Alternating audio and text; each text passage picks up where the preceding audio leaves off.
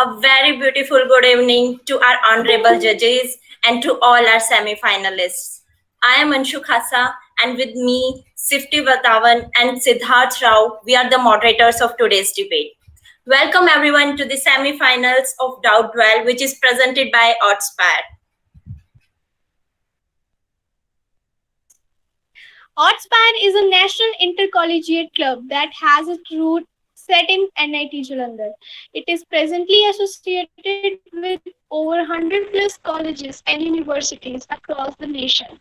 Oddspire's first ever national fest, Rang Rage, with the purpose of celebrating the various art forms in the most memorable way, will span over 3 weeks to celebrate the beauty of various art forms through the 12 events. 30 plus colleges are participating in this fest. The events focus on photography, graphics, trivia, music, dance, and much more. Doubt Duel is a national intercollegiate debate competition in which 40 plus teams participated from nationally esteemed colleges across the nation. Out of these 40 plus teams, the best four made it till here. Today, we are highly obliged to have personalities of such great valor in our panel of judges. Major General Dr. Yash and ex-IAS Vivek Atray and Lieutenant Colonel Manoj Kumar Sinha sir. Major General Yashpal Singh Moore is a third generation army officer, born and brought up in the village bus in Hisar district of rural Haryana. He has done his schooling at Rashtriya Military School, Bangalore. In school, he was an active member of debating, dramatics, and sports team. He passed out from the prestigious Indian Military Academy, Dehradun, in June 1985 and was commissioned in one of the oldest infantry battalions of the Indian Army. The officer excelled at all sports and played handball up to the national level. He represented the country in the United Nations as a peacekeeper in Mozambique from 1993 to 1994. He is a graduate of Defence Services Staff College, Wellington, and also Command and General Staff College, Dhaka, Bangladesh. He has an MSc in Defence and Strategic Studies from Madras University and Masters in the Defence Studies from the National University, Dhaka, Bangladesh. In addition, the officer has an MPhil and PhD from Osmania University, Hyderabad. He has experience in fighting terrorism in Punjab and J&K. He was awarded the Sena Medal and Army Chief a commendation card for gallantry during counter-terrorist operation in the South Kashmir. The officer has widely traveled in Africa, Europe, and US. In addition, he has also traveled to Sri Lanka and Bangladesh. He has been often invited to speak at many militaries and civil establishments on leadership and motivation. He was chosen to be the first general officer commanding GOC of important administrative headquarters in Ladakh. He has been an active sport enthusiast even at this age. He has been regularly trekking in the mountains of Ladakh. Recently, he has started cycling as a new passion and has completed 5,000 kilometers already.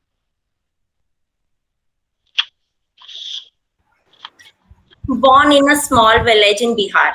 After 12th, Lieutenant Colonel Manoj Kumar Sinha sir joined the AIF as an airman, continued his studies in his service, and after completing his graduation, cleared the CDS exam and became a commissioned officer in the army. In the army, he led intense counter-terrorism battles in Kashmir, which also earned him Sena Medal, gallantry for killing 6 terrorists in multiple operations. In one of the operations in a village, the concerned terrorists, assured of their death, made one last desperate attempt and rushed out charging at him. Though the terrorists were killed in the battle, he was severely wounded. His being alive is a miracle. In his new life, he began to express himself through his pen and voice, stories of courage and sacrifice through poems, documentaries, live talks, and created a light and sound show that runs at Baldin Stump in Jammu, conceived, written, and narrated by him.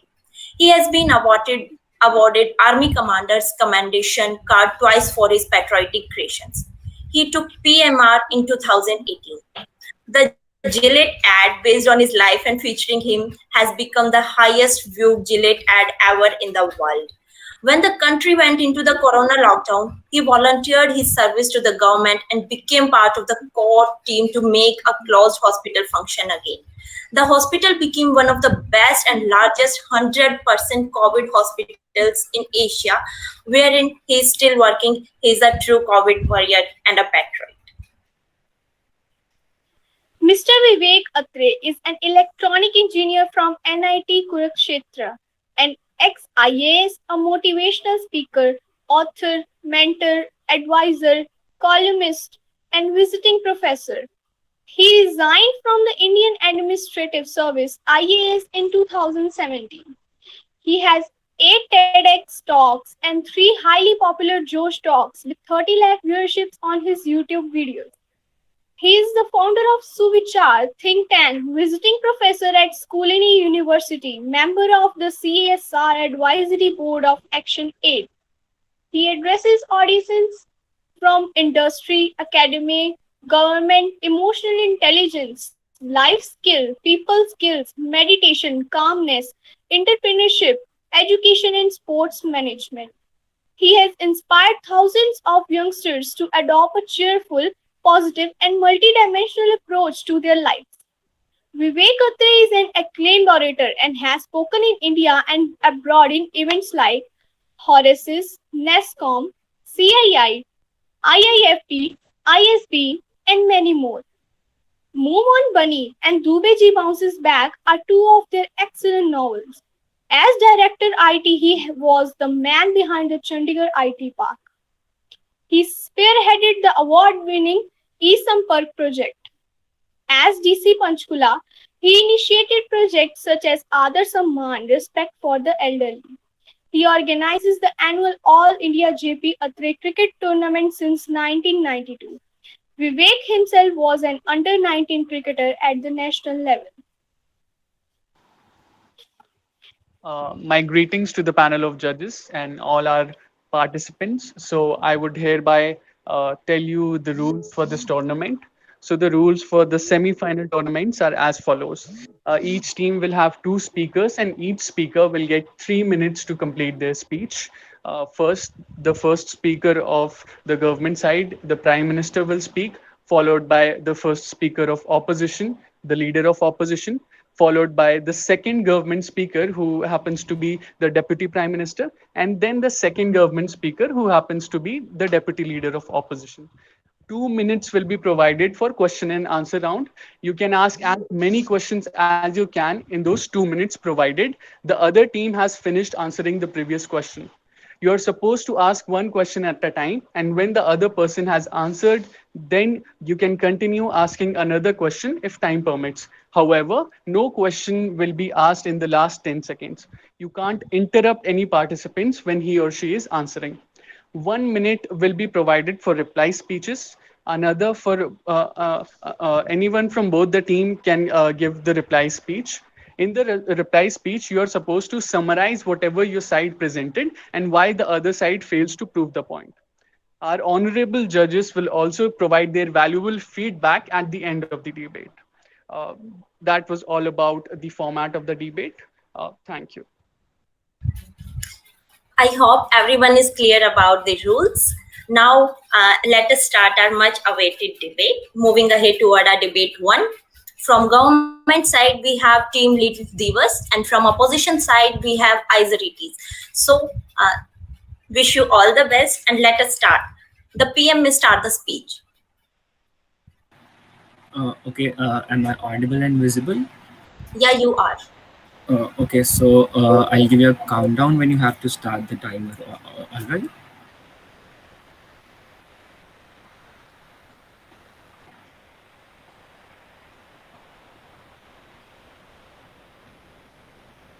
Are you sharing the screen for the timer, Uh, or just should I keep a timer on my end? Okay. We will be sharing the screen. Please wait a minute, please. Thank you.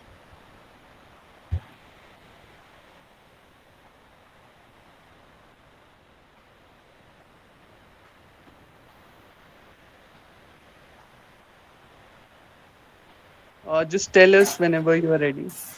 Okay, so starting in three, two, one. Greetings to the panel. Now, first of all, let's understand what the motion brings to us and who are the stakeholders in the current debate. Now, according to us, the primary stakeholders in this debate are both the army personnel, the army as a whole, and the citizens of the country. Now, when we're talking about a compulsory term which has to be initiated for the citizens of a country like India, we have to understand what this might look like. Now, you as an Indian national are provided security by the army unconditionally, both on the borders and inside the borders. That looks like from the what it looks like it protection from international threats such as from across the borders, which can be in form of terrorism or or other national threats, and inside the country it might be from let's say from naxals in areas affected by them, or by any other secessionist activities that took place within the borders. Now, since you are provided security by the army, therefore it puts an onus on you to contribute to the security of the country as well. When you take something from the country, it brings an onus for you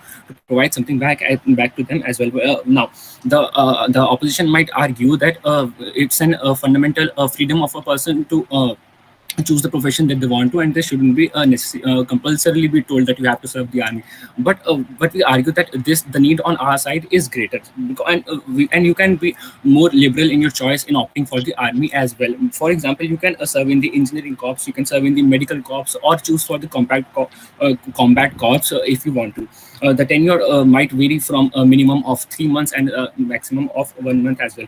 Now, the burden of proof on our side is that it gives a common man a chance to participate in the army, see the disciplined life of an army man, in the way it is, and the hardships that they face, which will in turn create a sympathy for them towards the army, and a more cohesive approach while interacting within the society as well. Now, in the world of the opposition, that is the status quo, people are ready to point out mistakes of the army or give discourse of how things should have been done while not participating in the army themselves. They lack the exposure to the army, which makes them more susceptible to fall prey to agendas that are there to divide the country, which might be in whatever form that might exist. Now, army has to provide security even within the borders, and when people sometimes turn hostile towards the army simply because they lack the empathy that is needed for them to extend to the army personals as well. What we argue is that in our world, people are more sympathetic and understanding regarding the army simply because of the fact that they themselves have served in the army for a minimum period at least. Now, you get experience and the discipline of living as a part of the army, which can translate into your life of a citizen as well. You can translate that discipline and bring that into your later life as well, which will overall give you a better disciplined life, a better communication with other citizens as well. For example, when two army men meet after they've been retired or in commission, they have a mutual respect for each other. Now, if you extend that to the every citizen as well, then you get a more cohesive society where people extend empathy not only to fellow citizens but to the army as well. They lead a more disciplined life, and they are contributing to the country in the same way that they take security from the country as well. And that is why we wish for this motion to be passed. Happy to propose. Thank you. Thank you so much, Akash. Now, PM may start their speech. Am I audible? Yeah, Anurag, you are. You may start. Yeah, I'll give you a countdown. 3, 2, and 1. When I close my eyes and visualize the glory of our society, I am dumbstruck by the sheer advancements made by our nation. And when I score out for the culprits, only one thing comes to my mind, and that is the famous saying that each and every individual in our India has the freedom to choose his or her career according to his own capabilities, his own potentials, and for the success of his own personal, social, political, environmental, and also financial problems. A very good evening to the respected members of the jury and Jai Hind. First of all, I would like to really question you all that according to the according to the constant policy of Israel, that it is forcing people in order to join the military and the armed forces. I would like to raise a question to each and everyone present over here, that how many people are still agreeing to join to the military services? According to a recent research done by the Secular Vision of Indian Government, 65% of the people still refuse to serve the military. According to a live example, one of those was David Harris, who wrote and who refused to join the Indian forces or the military forces and was just put into jail. Another problem I would also like you all to question, that isn't the government forcing people to put all our lives at a risk? Are we not have all we not remembered the famous three conflicts like World War One, Civil War, wherein innumerable people have occurred deaths. And thus, I would really like to point out the fact that government has been forcing people to put their lives at a risk. It is really not justified that on the compulsory military services means that a person's individual liberty is placed on hold, and so that the freedom of the other person can be protected through their service, which is really not justified. Moreover, for a person like me who is 18 years old and has a lot of dreams and aspirations, me myself wants to become a scientific researcher. Many of us want to become major engineers, doctors, and many more. So, the imposition of this policy will definitely lead to a destruction of all our dreams and aspirations. Is it really justified in the true sense? I really doubt so. At last, all these points indicates towards one simple thing, that this policy would definitely lead to the wherewithal and annexation and extremation of the human knowledge and also the human freedom in the true sense. This will destroy the very basic and the core meaning of a person's own liberty to choose his own career. And thus, I would really like to end my thoughts with the famous saying that if you can't be the sun and you are forced to be so, don't resist it. You can be a star. If you can't be the highway, be the rail. If you can't be the ocean, just be a drop. At last, I would strongly emphasize by writing on the wall that the constant policy of Israel should not and should never be implemented in India. Thank you. Thank you so much, Anurag. Now, can we have the second government speaker? GPM may start their speech.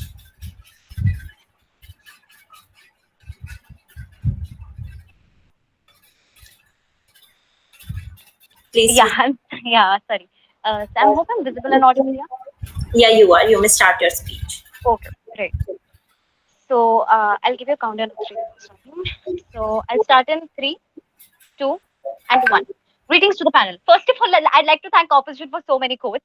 Secondly, moving towards the some of the few rebuttals to their points. First of all, panel, they said the side opposition has said and made it easy for us when they say that people are not willing to be a part of army. This points towards our first construction from the that security is everybody's concern and nobody is wanting to actually volunteer for it. We panel know that arena of military has become really unattractive, especially the short service commission because of the temporary tenure. The vacancies are lying in front of the military, but the volunteers are not even ready to be a part of the military panel. Hence, we aim to bring this motion for the better good of not only citizens but the country at large. We stand for equity proudly over equality. Secondly, panel, they said that it is easy for army to put those civilians who are there as a part of compulsory service at the front line fighting wars. How can they even think that we'd risk the future of the country by putting those amateurs in at the borderline per se? How can they even assume that? So this points towards the second main construction when we say that that army is not only about combat. It also includes engineering, medical services, etc. Many other services which ordinary citizen doesn't know of. So when we speak of these this compulsory service, when they're part of these services, they get to know about a lot of things that happen in the army. They get to have a good learning experience and get rid of their daily hectic schedule and be a part of army and know how they function. This points to my third basic construction, the fact that when people are a part of this military as a part of compulsory service, they get exposure and know the ground realities and become aware. We know, panel, how people blame military or police so easily when something dicey happens against the interest of the country. This is because of the fact that they lack awareness, they lack empathy towards the army, because of the fact that they're influenced by media, social, or television. This is the fact, panel. So, hence, when a person gets to know of this reality, they get to feel not only patriotism, but not only demotivate those on the field, but rather empathize with them. Also, when we talk about this compulsory service, panel, we need to focus on the fact that there are so many people, like we can take example of famous cricketer Mahendra Singh Dhoni, who he was an avid lover of army, but due to his primary this primary this devotion to his sport, he was not able to be a part of the army, the secondary thing that he wanted to be a part of, right, panel? So this actually motivates a person to kick their laziness off and to be a part of something that is contributing to themselves, their family, and the country. Lastly, panel, equality, which is their basic construction. So equality is not just absolute, it has restrictive measures, like we take example of our what do we say, our reservations. They are not they're not promoting equality, they are they are a partial formation of equality, right, panel? So when we say that, especially during COVID crisis, that people should actually uh, promote this, when military doesn't have to aspire not only their primary purposes on ground, but also civilian good as well. Here I rest my case, panel, and consider you to seek our motion. Thank you. Thank you so much, Meghna. Now, second opponent speaker, DLO may start with their speech. Hello, am I audible and visible? Yeah, you are. You may start. I'm sorry, but the timer is not visible to me right now. The screen sharing has stopped.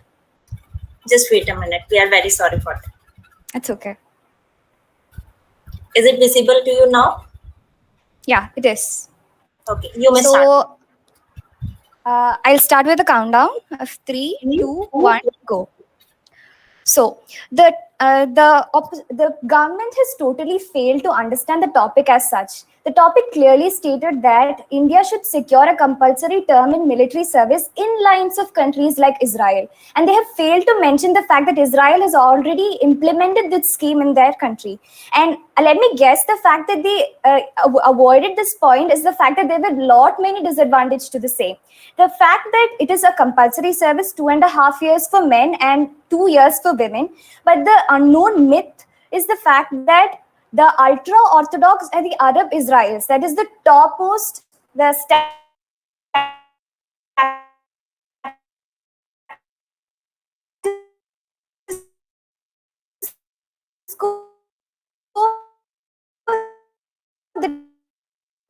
comprises 30% of the population, set of people who gets to avoid this kind of military term, and consider that system in India. It would be almost like bringing for the caste system, which we took so many years to sort of get rid of from our country. My second point being that it is shown that only 35% of the Israel population actually take part in the compulsory service, and the remaining 65% find reasons to get rid of this. And it has been shown that Orthodox Jews, which is the lower part of Israel, is actually taking part in 40% of the compact officers. And so such stigma is still there in Israel, and they have completely alluded to the fact that that was the topic of discussion. But I'll come to the reality where India is what we consider right here. What makes a nation's army one of the best in the world is the fact that it comprises of patriotic and so much determined set of people, and the fact that we're diluting them with people who just come into this program just because they're forced to do so take away is the morality of what the notion for which the Indian army stands. And moreover, I'm sure that you've heard of this notion where we say don't judge people. Like we should never consider a person who studies well is good and who studies bad is bad. And many cartoon artists have depicted the fact where they consider an allegory where zoo animals were considered as humans, and they were like the elephant mother is telling her son, son, you have to win this swimming race, while the fish mother is telling her son, son, you have to win this race. But ultimately, we know the fact that only the fish is going to win because it is their stream. So we have to consider the fact that people have diverse sort of specialities, their aspirations. We have to consider all those facts. So I propose another term instead of compulsory military service. To instill the sense of empathy, they can bring forth national services instead of compulsory military services, where they get to work for in places they in future where they might get into. That would be a sort of great experience for everyone there.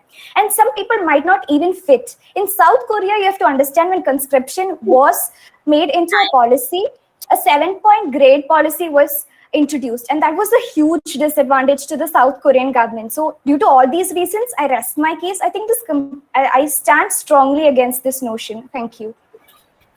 Thank you so much, Irene. Now we will have question answer session. So question from the opposition side to the government side.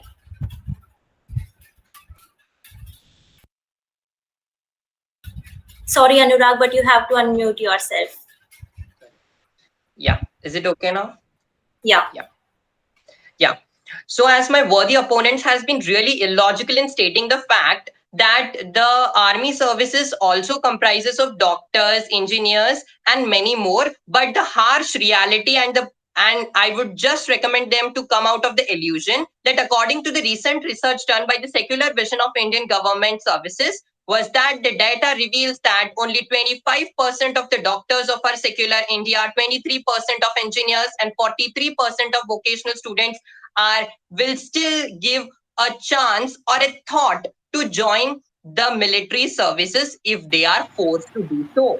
This clearly reveals that most of the Indians don't want, who are not from the army background, will not give a chance to join the army, and which clearly states that it is not the people who want, it is the government who is snatching their freedom and their aspirations, and thus it will definitely lead to us onto the crossroads of death and destruction. What my opposition wants to say about it, I would just ask them about this. So I think you have misconstructed our motion. We are not caring about the willingness of people.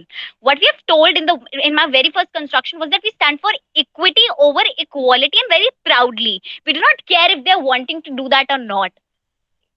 I think that answers your question. If the very fact that you stated that you don't care about the willingness of the citizen just takes away the morality of your notion. The fact, what makes our army special is the fact that it consists of a group of determined people. Just because some person gets into the army, just because they have to, just takes away. They don't care what happens. Such kind of sort of mentality can be very detrimental to the state of our army.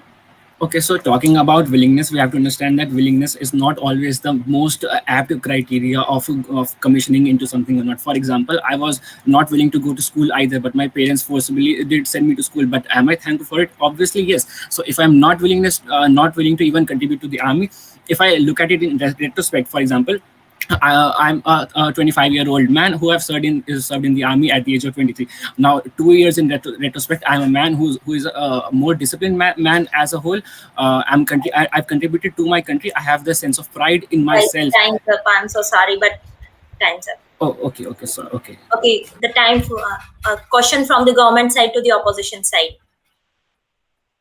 Okay, so there has been a constant argument by the opposition that it will ruin your career, it will ruin your aspirations. But what we argue is that 6 to 12 months of your duty to in the service of the country is not too much to ask for. And how can 6 to 12 months of your life destroy your whole life as together? When in contrast, we tell you that it gives you more discipline that can be actualized in your career as well.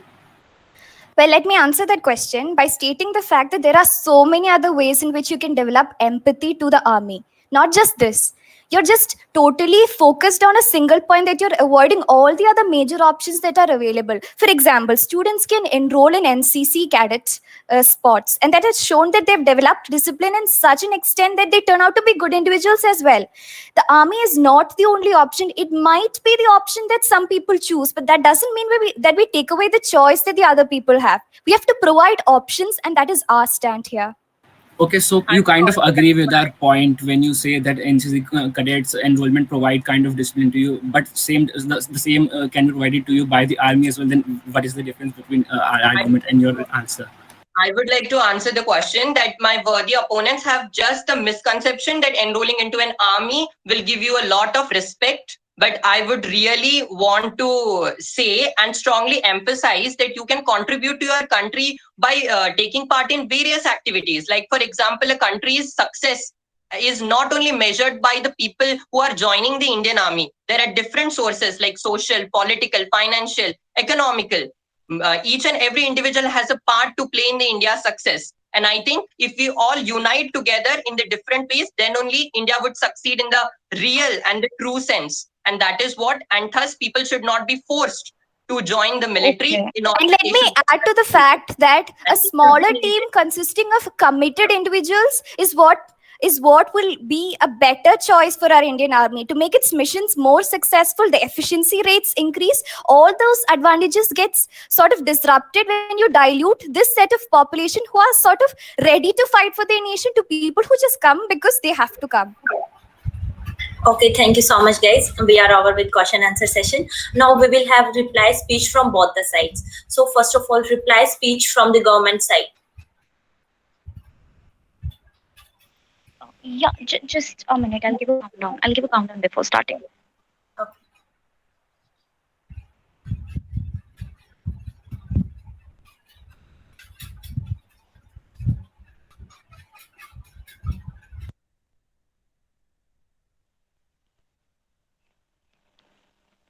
I hope I'm audible and visible. Yeah, you are. You may start with your reply speech, please. I'll start in 3, 2, 1. Panel, we need to understand the fact that the side opposition has failed to understand most of the facts. First of all, they said that we are that the motion states that this motion is instituted in lines with countries like Israel. I think they fail to understand the meaning of the word in line. In line doesn't mean copying the idea of what the other country is following. It means getting motivated by the idea and continuing that by forming your own thoughts according to what your country needs and what are the morals of your country. Like if India is a democratic country, we cannot be like beheading someone or putting someone in prison just because they refuse to join the army. There could be some repercussions, but not as extreme as what Israel had been doing. Secondly, panel, they talk about patriotism and determined people in the army and how the morality would be taken away. So what we talk about here from the side government is the intuition of the morality. Intuition of the morality when COVID crisis is there, people are dying there out there. There's a military crunch that is happening, and you talk about equality and you talk over equity. We are talking about all the things in the world than saving lives of people, which should be your utmost prioritized decision of any government. If somebody is contributing, as my fellow speaker said, how would it even affect if it's just a matter of 6 months or 1 year? Excuse me, Meghna. I'm sorry. Yeah, here I rest my case from the side government and ask the panel to promote a motion. Thank you. Okay, thank you so much. Now, can we have the reply speech from the opposition side, please? Yeah. With due respect to the motivation and the patriotism in each and every one, I don't deny the fact that we all are equally patriotic and motivated towards our own country. But my opposition has been really telling that we should save the lives of people. But how can you save the lives of people when people are being forced into the Indian armed forces without their own concern, without their own feelings, their own aspirations? Aren't we known with the fact that in civil war, 750,000 deaths have occurred? In World War II, 405,399 deaths have been done with full military services. And if we just force so many people who are not at all agreeing to join the Indian Armed Forces, would this not be destroyed the portals of the social, political, and economical and financial basics of our country? Just think about it. That's it. I rest my case.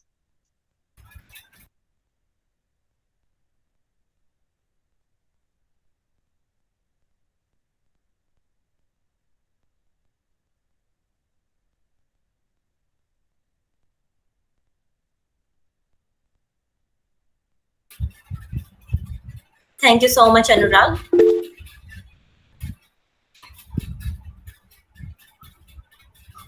Now, we will have some feedback from our judges' side, and we are fortunate enough to have a feedback from them. Thank you so much, sir, for being there.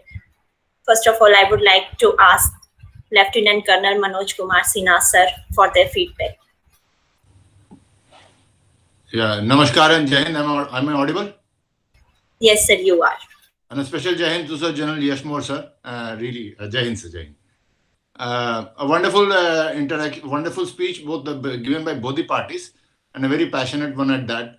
So the most difficult task for me is that I don't get carried away by the side that I feel is right, but I have to stick to the way the people have performed. One of the things, the people who are against trying to say that the military service should not be made compulsory. One of the points that you could have told is that have we ever even tried to figure out the cost of training? And India is 130 crore people. I don't know the number of youths is. I don't know. I don't have the figures right now. But कम से कम 20-30 crore तो होंगे ही होंगे. So at every साल 30 crore लोगों को मतलब to put that many people even for a 6 months training, the kind of an infrastructure and the financials that we require, probably that would have made your point very, very strong. The ideas can be there, but is it implementable? Really makes things work or no? That is one point. And the second point is that now to the other side, I would say that you were always mentioning, the opposition has been mentioning for you that there were world wars and things like that, and so many people died. So you could have pointed out at that point that people died not because the wars don't happen because there was an army. The wars happen because of the political leaders or who were at the top. And if the war happens, then you might as well have an army. If you don't have an army, then you actually lose more people, right? So even in the World War, if says out of the two camps, if one of them had no army, then they would have been wiped out, and there would have been no France today, no Britain today. So it's always, if the war army mein kitne log hain, it doesn't matter. And wars actually are prevented when you have strong armies. Only when one of the countries, one of the parties feels that there is a probability that the other guy is weak and I can make run over them, only then that thought comes that I should go for a war. If both the parties are strong enough, then that's the best guaranteed peace. So that is one part. You must always take it. And as otherwise, both the parties spoken very well. And congratulations to all the parties. And it's going to be a very tough task. And General Yash will throw even deeper points into this. Over to you, sir. Thank you so much, sir. Now we will have some feedback from Major General Yashpal Singh More. I'm so sorry, sir. Thank you. Thank you, Anshu. Nice to see you, Manoj. Thank you. Sharing platform with you is a pleasure. For me, it brought back my days in school and college. I was active in debating in school and so also in college, right up to the university. So it brought back that passion. And finally, what is the aim of debating is what we achieved. I think all of you are passionate with whether you are for the motion or against the motion. So I like that part. But what I felt, I must be critique. You are my next generation, and I must tell you very frankly and candidly where you need to improve. So I felt that, this topic was actually quite, there's no debate required in this because we are not Israel. Comparing India with Israel is a huge mistake you people are making today, and our media is, I think, responsible for this because you feel let us be Israel and what Israel is doing to Palestine or something like that we can do to Pakistan. It's a totally misnomer. Please get it out of your mind. Situation in Israel is different. It's a different country. Arab countries around it. Hum wo nahi ho sakte. We are a democracy. We have lost only 27,000 people in all wars since 15th August 1947. So we are not a warmongering nation. We don't need such huge forces. We need capabilities, but not huge forces. And we need a volunteer army which is motivated, dedicated to the task, which somebody rightly brought out. And economic impact, of course, Manoj has, so I won't deliberate on it. So first is this, you have to compare, whether the motion really can stand the test. So probably it's academic interest. It really is not a practical kind of a thing to have a comparison with Israel. The other thing is that the army of our kind, which is built over years of ethos and traditions, if you start getting people for 1 year, 18 months, 2 years, what is going to happen to this edifice that we have built with so much of hard work and passion? So when people know that here only for a short time, there is going to be dilution, and it will affect other people in the forces who are volunteer or long term, who have taken as a career. So militaries are career based. It's a passion. It's a way of life. People who wish to join the armed forces, they don't join just because it's a nokri. It's a passion, lifelong passion of adventure, sacrifice, standing with a flag here, a total secularism. So that probably will get diluted. And somebody said, we have NCC, and the Prime Minister has spoken about increasing the size of NCC. Let's have more NCC, because what is the aim of this kind of a motion is to instill more discipline, to bring citizenship ethos of a good citizen. अच्छा नागरिक बनना है सबने. That can come through NCC, NSS, and many other such organizations can be created, where children go through a bit of disciplined life in the school and college and all. Visit to militaries, yes. More and more interaction should take place between the military and its citizens who pay for the military. That part is there. But having a compulsory military service in India is a no-go. It cannot be done. It's impractical. And comparing with Israel, please don't compare. Don't even think of this. We are a different nation. We have different enemies, and we will have different solutions for that. But Israel is not a model to be copied. But otherwise, I like the passion of all speakers. Really good. Thank you. Well done. Thank you so much, judges, for sharing your valuable thoughts with us.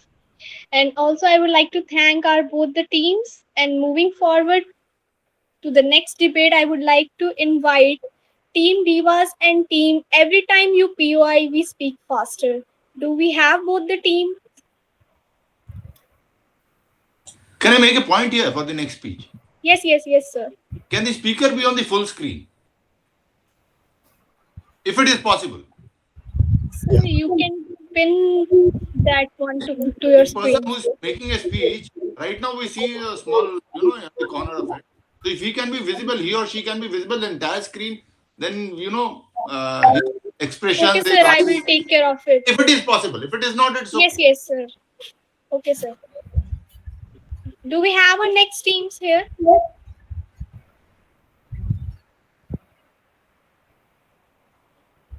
Team Divas and Team Every Time You POI, We Speak Faster.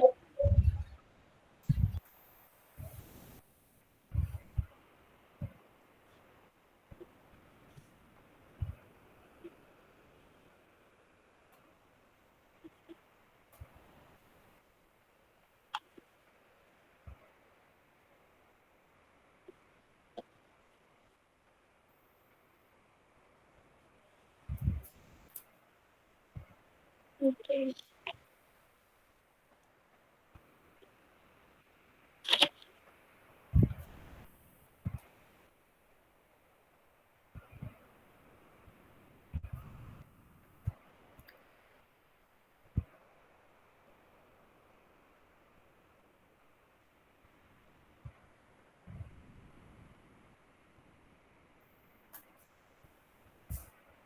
See, if they're taking time, to come in, just since I have these young people here, I just want to tell you that, this in India, we are trying to copy too many of these models which are imported, especially related to religion. We are not, we are a very secular, democratic country. We cannot copy the Middle East model. We cannot copy the model of Israel. We can't be Americans either. We cannot copy either of them. So this trying to, raise a this thing basically to target own minority is a totally wrong thing. Don't do it. Our ethos, our traditions, our nation state, the idea of India is different. We can't be America, we can't be Israel, we can't be Europe. So idea of India involves taking the entire population with us, and we have enemies on two sides, but they will be dealt in our own way, which is an Indian way, and not copied from somebody else. That is very important for you all to think and believe in. Yes, sir, we do agree on the same. So let's start the next one then. Sure.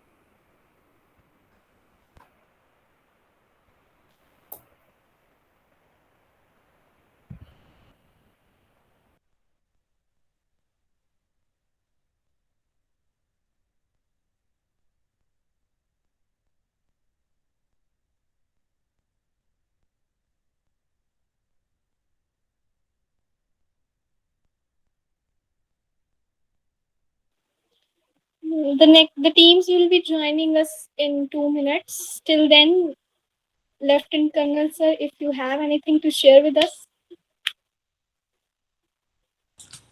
It's actually very difficult, when General Yashmore is there on the same screen to actually be speaking. So there's a huge difference between the perspective that he can have and I can have. He's been a general commander of corps, and at best I could always be a company commander. So my perspective is always going to be that one, and his is going to be a different one. Yeah, just as sir told, we need to the youth need to actually we need to think about not taking the entire country all along. So, and the reason one of the things that I keep is the matter of concern. I don't know. I may be right. I may not be wrong. I may not be right. Is that, and as I recently put out a talk of mine on YouTube, that the youth, maybe I hope I'm wrong, but it appears at times that we are cutting off from our roots. It appears at times, and that is a very dangerous sign. So I always request all the young guys, all of you, to please connect back to your roots, because without roots, as I keep telling about one thing: there's a cosmic law, there's a nature's law. You cannot go beyond that. We can keep creating whatever knowledge we want, but the nature keeps telling you that, look, I am the boss. COVID is just one of those things. It keeps telling you. You may keep thinking whatever it is that I made this advancement, that advancement as human beings, but it keeps telling you, look, I am the boss. So the day I want it, I can, I will install my authority. So as per the cosmic law, you cannot have anything growing without a root, right? You can't have a large tree which doesn't have a root, right? Or it just has about a millimeter or a centimeter of a root. So, and at times when I see young people moving away from that, that is very difficult. You cannot be, and if you want to make an identity, nobody in this world is going to, respect you for an identity that you have imbibed from somewhere else. As sir was rightly telling, we can only be Indians. You cannot go and become, become an American, cultural guy and earn respect out of Americans. Nobody will do that. You can only earn respect as an Indian. So, as an Indian, whatever it is, the identity, whatever it is, that is what it is the only hope. We can only grow as an Indian. We cannot become another America. We cannot become another Britain. We cannot become another Germany, another Australia, as sir was rightly saying, neither Israel. We can only become Bharat and Bharatvasi. तो उसकी आत्मा आप समझिए कि भारत और भारतवासी है क्या? Blind copying of a Western thing, no, you can at best be a very good copy. At best, you can be a very good copy of them, and nobody will respect you for that. He may he may be feeling happy, because obviously if you're following someone, he may feel the happy, but once you're not with those people in privacy, they're telling you, look, it's good that, he's actually following us, but let us fool them that we are great, and we are very proud that they are believing us to be the most superior civilization. We are proud, but they won't, because they want you to do that. They were always, since the time the Britishers came, they wanted us to move out of our roots, and that is what the entire education system happened. We all went through it slowly, generation by generation. I'm not putting the entire blame on your generation. We missed out a bit. Then you came, thoda sab log, we kept on slipping on that. We need to again regroup and get back to our roots. That's the only way. You cannot be anything else. Let's not try and copy that. Again, coming back to the nature's law, अगर जड़ में अमरूद है, अमरूद का बीज पड़ा है, and once you start growing, you find the mango tree to be very nice. You don't try and be a mango tree, man. You can be a best, very good guava tree. That's about all. Yes, sir. So that is what it is. हमारी जड़ में भारत है, तो हमें एक उत्कृष्ट समृद्ध सांस्कृतिक रूप से मजबूत भारत ही बनाना है, भारतवासी ही बनना है, और कोई कुछ बनने का प्रयास हम ना करें, otherwise we look like clowns. Thank you, sir. Thank you for sharing so beautiful thought with us. Now, are we having both the teams here?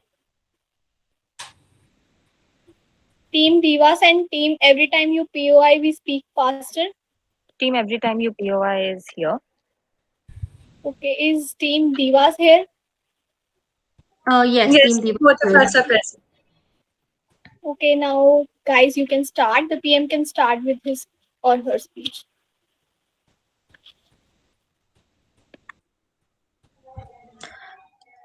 I'll give a countdown. I'll start on the count of 1, 2, 3.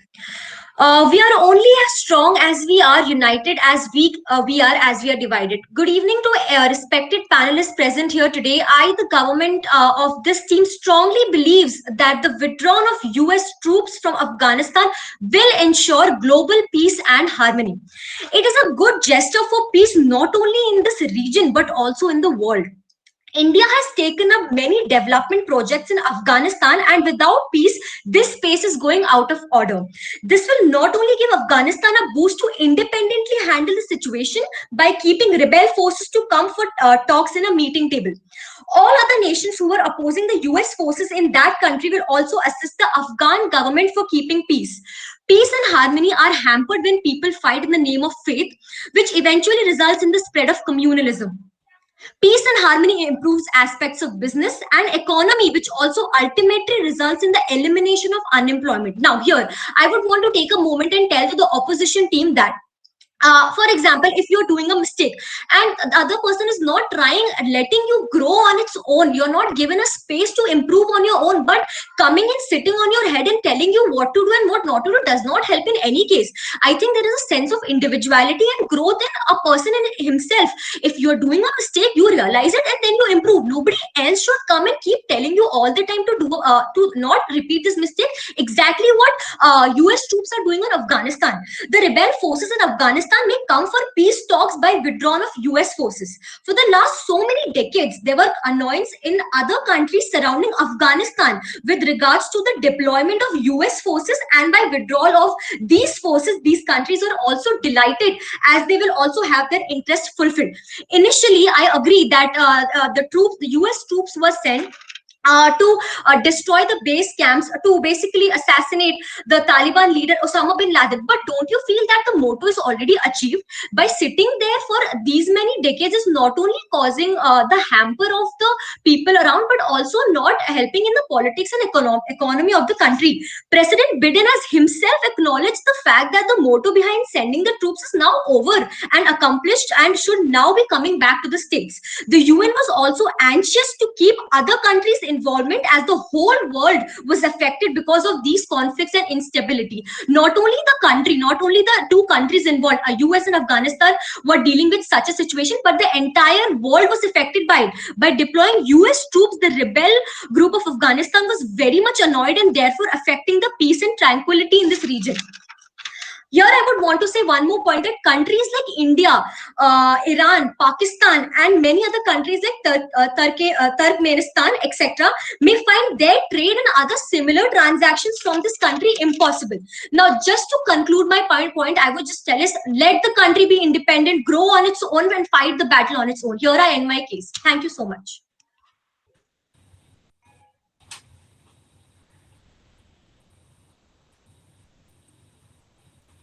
Right. Am I audible? Yes, you are audible. Okay, I'll start in 3, 2, 1. Panels, while putting up this very deal, Donald Trump said that all wars must end. And here we are as opposition saying that this will actually start the war, or if not start the war, this will definitely increase the tension that are prevailing in Afghanistan and world in general. How do we state that? Firstly, we'll talk about 3 stakeholders mainly in this present debate. First stakeholder being the government and the people of Afghanistan itself. Second stakeholder, the USA. Third stakeholder, the world in general. And when we'll tell you that how all 3 of the stakeholders are worse off in my situation, right, in their situation, right? Firstly, why do we need these troops in why these troops are needed in Afghanistan in the first place?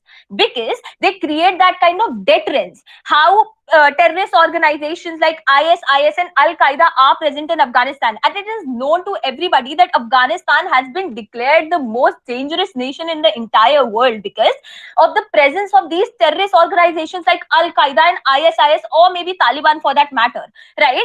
The troops of US create that deterrence to why these people will not attack, because they know a stronger force is standing there. But as soon as you take away and remove these kind of troops from the Afghanistan itself, the deterrence will be gone, and these people will now the people will now have a platter fill of Afghanistan and they can do anything that they want to. Secondly, the government clearly tells us that this Afghanistan should independently tackle this situation and they should not be told. While I say that Afghanistan government's military is not as capable as like these kind of organizations to tackle it alone, and that is why they beg for the help, right? This can be seen by the fact that how they were asked, like how Afghanistan military people are trained in India, in various stations in India throughout. Everybody has been trained in different situations. Because why? Because they are not that kind of powerful to get there. Secondly, US military doesn't tell them but help them. These kind of things doesn't happen. She also tells us about how peace will prevail when peace deals will be made. We all know for the fact that the day this Doha deal was signed and the US troops withdrew, the next day Taliban bombed the Afghanistan people and Afghanistan government was clueless as to how they can help this situation. This is where we propose that this situation is right now out of hand. Also, when we talk about US, how it's bad for US itself because it creates a mean image of US. How US image has been seen now that just because of their pleasure or maybe just because they want to grow their economy or whatsoever reason, they will be trusting issues with US. Every country will go about and say the moment we need US help, US will take away its help from our hand. And that is how US image in the whole wide world also gets bad. Why Neeti will talk about how world in general is also affected by that. I would say I'm very, very proud to oppose this motion. Thank you, panel.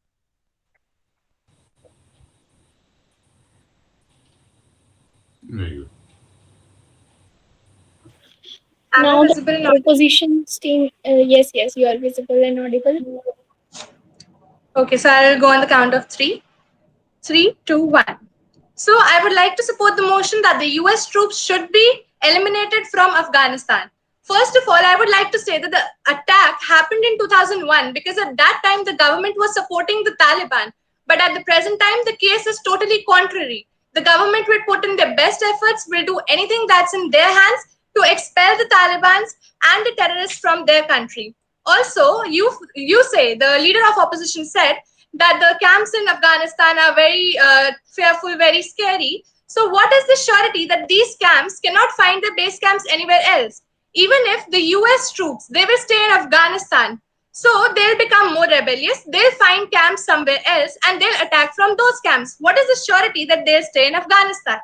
Also, they are wasting their time and energy by sending their forces, their military to Afghanistan. They have to send food, they have to send clothing, the medical care, the other benefits and salaries they are paying. Instead of wasting so many resources, so many money and so many lives, what they can do is find out alternate resources. There are sources like airstrikes, special force raids, which can be done in the targeted areas by sitting in their own country. They do not need to waste their lives, time and money by sending them into some other country.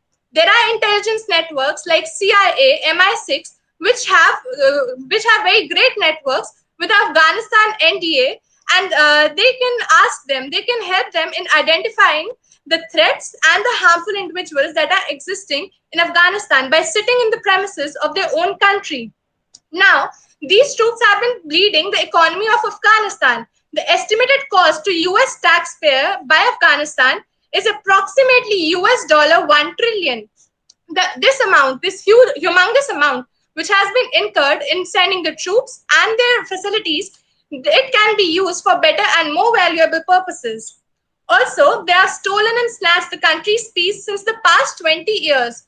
Now, President Biden himself has said that the mission is accomplished, the mission is over, and he already has ordered that the troops can be sent back, and they will be sent back by September 11, and it will start by April 25. So we are no one to interfere in that matter because he, as the president, has taken careful notice of all this.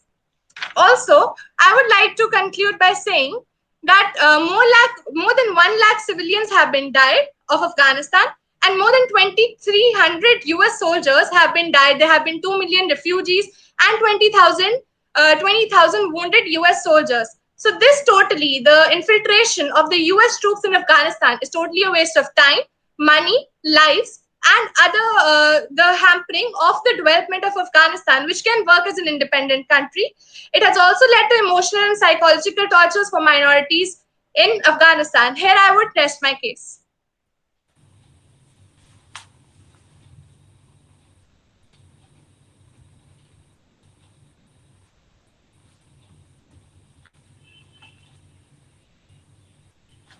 I hope I'm clearly audible and visible. Yes, yes, you are. Okay, I'll give you a countdown. I'll start my speech in 3, 2, 1. First, let me state that the government was clearly very wrong to say that the bill has been passed, they will withdraw the troops. Because if that was the case, if we were to take their words, this debate won't exist. We have to state our opinions and not just facts and what is happening. With that done, I would like to say that with great power comes great responsibility. And let's not forget that US is a developed nation, right? It has the money, it has the resources, it has the responsibility. World peace cannot occur if a country tries to be selfish when it has the required resources to help other country, right? Now let me come to the point that how the world consists of different countries, right? Small, big, and everybody has a responsibility to prevent the war-like situation. That's where world peace and harmony would come. Now let's talk about America. Continuing on the America's case, we all know that America's relationship with Islam or brown people is not so great, right? The mentality of a large section of American people is Islamophobic, right? If they see a Muslim person, they'll conclude that they are a terrorist. So in this situation, if America withdraws their troops instead of helping them and being there for them, that country, right, backing that country, it would create to a lot of religious hate that America did this because the country was Islamic. They'll leave these Islam countries to fight amongst each other. It will create a very bad repo for the US itself. Now talking about the world peace, right? Like I said, the world consists of many different countries, and like my partner also said that withdrawing these troops will leave Afghanistan as a platter for organizations like Al Qaeda and ISIS and Taliban. Let's not forget about them, right? And we all know that military of Afghanistan is not as developed as it needs to be, and to fight these huge organizations by itself, right? And it will lead to mass human rights violation, right? It would just imagine the war-like situation, and then if there is a war, it will also impact the neighboring countries, right? As the government also mentioned, there are so many countries like Iran, Pakistan, and India. Just imagine if a war-like situation occurs there will be refugees, and of course these other countries will also be impacted by this. And rebutting the point that the government made, that wasting the resources, I think it was very gross of them to term it like that, wasting the resources. A country cannot be selfish in this case. A country cannot be selfish in the a country cannot be selfish in the context of war and world peace and harmony when it has the resources. And just think about, it has the resources. Will these small countries will be able to recover from the war if it goes to war? Will they be able to? So that's why we are proud to oppose. If the country like USA has resources, they should help these countries. Thank you. Okay, now for the question answer round, the opposition team can ask their question. Okay, one simple question with the motion that you provided, the case that you made, that these are waste of money. How do you think that prevailing peace in a country like Afghanistan, which is one of the most dangerous countries in the world, is a waste of money to USA? Here I would want to say that when the country in itself, I don't understand how you. It's not clear when we said that the country in itself is coming forward. The government is trying its blood and sweat for the citizens to be independent. Why does U.S. troop need to stay there and waste the president and himself has told that it is a waste of money. And what is the surety that they would not set any other base camps in any other country? So it's clearly a waste of time and money, as my partner has already said, to stay there. Because first point, the government has already said that it is taking a lot of measures to bring back the guidelines of the country. And secondly, there's no assurity that there's no other next Osama bin Laden coming. So here, this is the answer for your question. Okay, my second question, that you say that food and clothing could be sent and not the US military. But actually the US military has been sent because of a reason, that the US military is the most powerful and not because they can send food and clothing. How do you think that a military power such impactful as USA, if withdrawn, the situation will not go worse and this people like Al-Qaeda and ISIS will have no effect? How do you claim that? First of all, you misinterpreted the point that I said. I didn't say that food and clothing should be sent and soldiers shouldn't be sent. Soldiers exactly shouldn't be sent. But the point that I made was food and clothing, the medical care, the salary and benefits are being sent for those soldiers. And when all that money could be used for more valuable purposes in their own country, and even when there are alternative measures that can be done, so why waste all these resources, this money in sending the food, the clothing, medical equipment over to their country, soldiers? Your questions now. Can you start the time again? I'll ask my question. Yes, you can start now. So the opposition has first of all failed to answer my question. They failed to answer this thing. They said that they can send their resources if they have those resources. But why send those resources? Why send those soldiers? Why send those monies when there are alternate sources? Like I mentioned, the intelligence networks they can use, the bomb airstrikes they can use for targeted areas.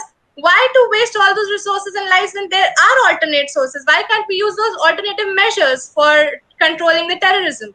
I understand the point of the government when they say strikes can be done and these alternative resources can be sent. But understand the situation in Afghanistan right now. Taliban has base camps in all the major cities of Taliban, right? In fact, Kabul, they also have bombarded the city, the capital city, Kabul. There you cannot wait for a strike to happen, a war to begin, and then from USA, you send the airstrikes that will go and bomb that. We need constant support and constant measure, constant deterrence to be there, because it's gonna be it's not gonna be a long process that we cannot assume that this much of time can be taken and thousands of people will die in between. So this is very much important from our side. Next question, please. Yeah, government, let's not forget that there will be casualties if we airstrike and if we go to war. Let's not forget about targeted areas, ma'am. Next question. The next question would be, you said that the US military, the US troops, they are helping the Afghanistan force. But my stats and facts clearly stated that how many Afghanistan civilians have been killed, and and you also stated that the Afghanistan military is not developed. It is because the US forces, the US military is not letting it get developed. Let's compare the paradigm, ma'am. I have 10 seconds to compare the paradigms. In which situation will the casualties will be more? A situation where there is a deterrence, where the US Army is standing against Taliban, Al-Qaeda and ISIS, or a situation where few casualties have been done because there have been little small wars? The obvious fact that the casualty in your sides are going to be more in the long run as well, when these terrorist organizations will get a platform to perform, and these casualties will not just be there in Afghanistan but world in general, because this clearly increases terrorism, human rights violation and whatnot. By here, I would say I proudly oppose the motion. Okay, now for the reply round, you can start. Opposition will give the reply speech first. The opposition can give. Okay. Neeti, should I go or do you want to go? Yeah, go ahead. Okay, cool. So I'll start my speech in 3, 2, and 1. what happened in this debate, this panel? Okay, the proposition gave me facts of how peace will prevail and how US needs its money and all of these sources, how food and clothing and medical things could be done, how there could be airstrikes, right? This was their whole case. While my case was that we are worse off if this troops go along, because number one, it takes away the deterrence. Number two, these Afghanistan people and military are not that capable. Number three, it leaves a bad image of US, a very untrustworthy image of US. And number four, the world in general will be not well off, because the increase of terrorism, because of the the presence of Al Qaeda and ISIS, this can increase terrorism. Probably if you weigh the paradigms, their paradigms is more harmful to the country, to the government, to the US as well as the world in the long run, while our paradigm clearly promotes peace and prosperity in a long run, at least because we have that kind of deterrence and that kind of power to provide here. Hence, very, very conveniently, we take this debate. Thank you. Okay, so I'll go in 3, 2, 1. The government clearly has stated so many better ways which can be done to counter this terrorism. So why follow the old traditional methods which has led to so much loss in life, money and resources? Why not use better things, and why not discard the old methods which are not so useful? And also there have been differences and contrasts in the previous times and the present time. The previous attack happened because the government was supporting Taliban, and now that's not the case. In case of base camps of the terrorists in Afghanistan, they can set their base camps anywhere, just as the opposition stated. So they can attack from other places also. So why are the US setting only their troops only in Afghanistan? Why not the other places where the Al-Qaeda has set its base camps? Also, I would like to state that this is making the Al-Qaeda people more rebellious, because they would want to attack if they are not letting them grow. And the amount of which Afghanistan has incurred has been huge in both life and in money. So also I would end by saying that the bad image of USA is not more important than world peace. That is why they need to withdraw their troops. Thank you. Thank you so much, Janvi. Thanks to both the teams for the supplemented information they provided with us. Time for feedback, and I would request the members of our panel, members in the panel of judges. First of all, I would like to ask Lieutenant Colonel Manoj Kumar Sinha sir for the feedback. Sir, please. Okay, well, I compliment all of you to be, for a wonderful, hot, intense debate that you had. It was better than the previous one from that point of view. So, though I actually, before I'm just telling that, we actually missed the live debate, because right now speaking in front of a monitor is different, but when you have a crowd full of say 100, 200 people, there's a totally different ballgame. So this is not right, the actually test of it. But as so be it, why it is being done.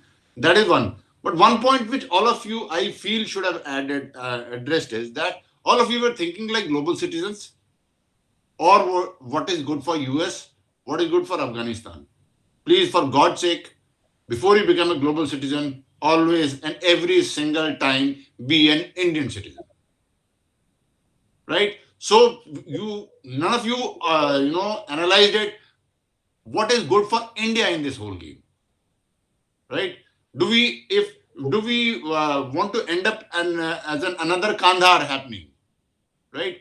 If Pakistan gets the strategic depth into Afghanistan, how will it affect us, or will it not get? Right? So always and every time, my advice to not just all these people, everybody, always think, that first India. Let us be selfish, man. Otherwise we'll perish. Let us be selfish. We are Indians always and every time first, and uske baad kuch bhi aata hai duniya. Right? So that is one. So none of you touch that. So please do that one. And then even if you go to analyze it from the point of view, actually it's withdrawal of troops is actually the right balance. To put it very simplistically, I would say if a man is injured, he's met with an accident, and he is like say he can't get up, he can't walk, so then he obviously needs support.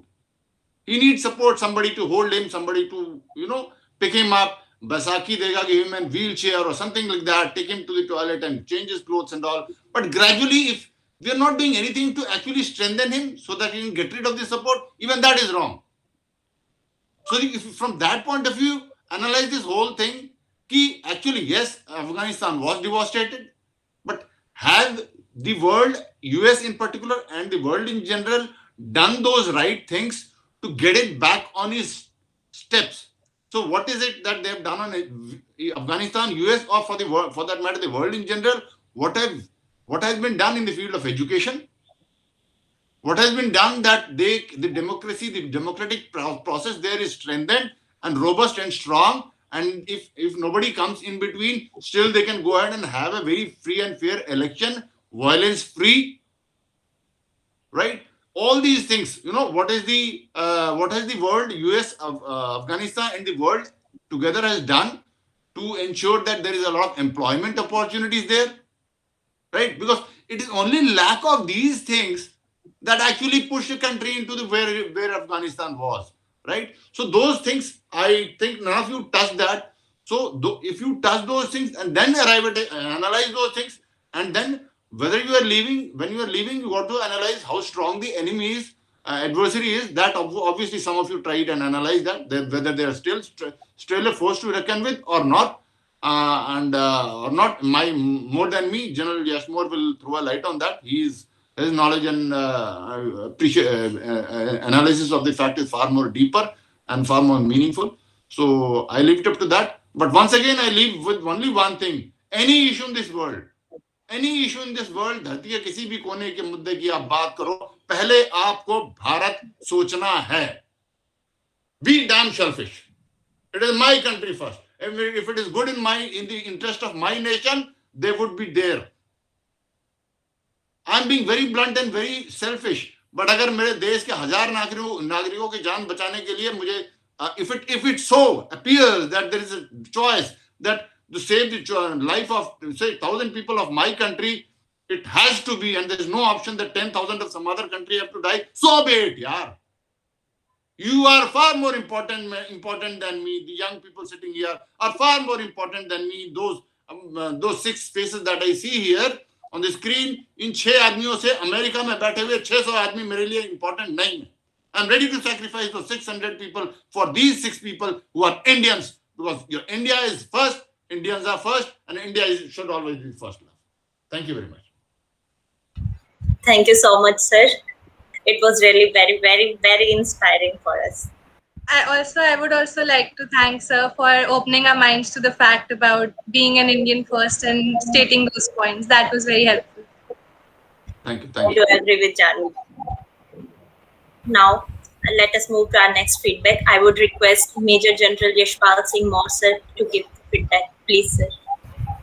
Yeah, I was looking forward to a very informed debate on the issue, but most of you were on the periphery. There wasn't much research on the subject.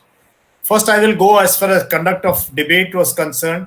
I think last time I didn't mention this, but as young debaters, you have a huge potential ahead of you. You're already into this art of communication. Too much of hand gestures is not recommended. And secondly, you can't be having a notebook where you can have 3-4 points. And in fact, I have specifically for this issue, I've been educating people on art of public speaking. Okay, leave that aside. Now let's come to a subject. You see, Afghanistan has been a graveyard of superpowers. It's been a graveyard of superpowers. Britain did it in 1842. First time, Great Britain with Indian troops marched into Kabul. And they came back, only 2 people came back from there. A doctor who bought his freedom and General Percival, the general who commanded his troops there. And they reached back on horseback. In fact, there's a book behind me on this issue. This great game on dominating of Afghanistan. Then Russia tried it in 78. They came in big way, Red Army. They captured Afghanistan because they wanted to go to warm waters of the Arabian Sea through Pakistan. And that is how the ISI, the CIA and the ISI of Pakistan, they got together and they started this huge guerrilla war. The first, this kind of an experiment with foreign money, foreign power and training by Pakistan Army and ISI and raising of Taliban, and they pushed back the Red Army, the Russian army back into Afghanistan. So they went back defeated. Americans have done it. This is 20 years. They have done this 20 years campaign. They've lost huge amount of people here. And they feel now they need to cut losses and go away. They feel they're unable to bring peace to this place. As America is leaving, Russia is getting back into the game. So is China becoming an important part.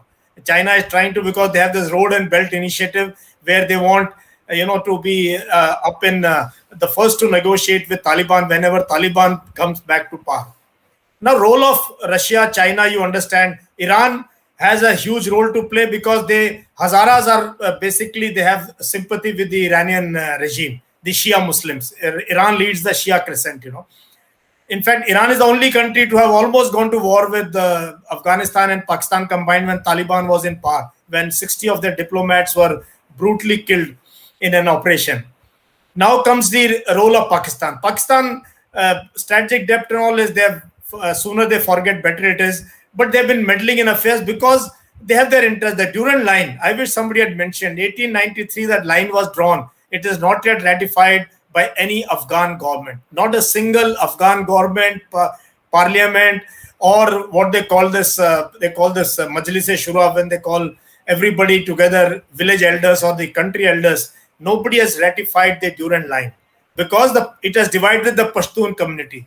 The entire problem in Afghanistan is ethno-nationalism and sectarianism. There are Uzbeks, there are Hazaras, there are Turks, and there are Pashtuns, and there are Pakistanis. Of course, they have the interest. So with these communities trying to get foothold in the power, so that is this thing. India has a huge role to play. Afghanistan was our neighbor till 15th August 1947. Unfortunately, we have Pakistan in between now. We can't trade with them openly. And for a country like India, which is a non-traditional donor, we are the 5th largest donor in Afghanistan. We have put too much of money at stake in Afghanistan in road building, railway, electric lines, in education of women and children. And we give huge scholarships to Afghan children to come and study in Indian universities. We also train Afghan army in big numbers. So, but we are almost always at the periphery. We have to almost beg US or somebody, yaar, hame bhi bula lo talks ke liye, Doha talks and all that. So we are at the periphery of this entire thing. So situation is, what I look at it, US is withdrawing. They hope to withdraw completely by September, but I think they will keep some bases there, some base where they can support the Afghan army, and need to for Taliban and Pakistan to get their act together and not start another war, because then it will become Northern Alliance versus Pak Taliban supported. And Taliban never had control over the entire country. Maximum they could go up to fringes of Kabul, and beyond that was always Northern Alliance, which India was always supporting in support of many other countries. So Afghanistan is a very, very complex issue and huge issue. And but finally, we government always surviving on dole from foreign countries. I don't know how they will survive, because now China is coming in, taking over their mines and their minerals, and the Belt and Road Initiative, looking at their gas, the oil that will come from Turkmenistan and all this. So this is a place where it's a pot is still melting, and I don't know which way it will go. So we have to we can't take our eyes off the situation there. We have to be a major player, but we can't take part actively there. We can't send troops there. This has been debated during Vajpayee's regime. Also, in fact, recently, if you Google search, I've written a wonderful article shared by millions on US withdrawal from Afghanistan and options for India. Those who are interested, just Google search my name, you'll get this, pull out this article, just 4 pages. And very clearly I've given what are the options for India. So we have our options are to talk with Iran, to talk with China, to be friends with Russia, and to somehow maybe even be prepared to talk to Taliban. We must open our doors to Taliban. There's no permanent foes in diplomacy. You can and of course the Pashtuns, we have had old relations, but those ties no longer exist. So it's a difficult subject, but I'm glad you all put passion into this, and but read a little bit more, and have just 4 or 5 crunch issues in a short debate like this. You can't, we're talking of clothing, food, and all irrelevant issues. So we have to have 3-4 issues, just deliberate on those issues and come out logically as for the motion or against the motion. I think that will make you a much better debater when you discuss more issues later on in future. I enjoyed listening to you all. Thank you. Thank you so much, sir. And we all would go and just read your article there on the Google. Thank you so much, sir. I have a question though. They say that the finals motion have been released like 10 minutes ago. So what is it like? I'm sorry, but that is just for the finalists. Those who will be clearing this semi-final round, we will have the final round for them after some time. After the feedback, you have to leave the meeting, and Okay. then our, Okay. our judges Right. will discuss the result. Please wait for the feedback. Now, I would request our ex-IAS officer Vivek Atray sir to please present the feedback.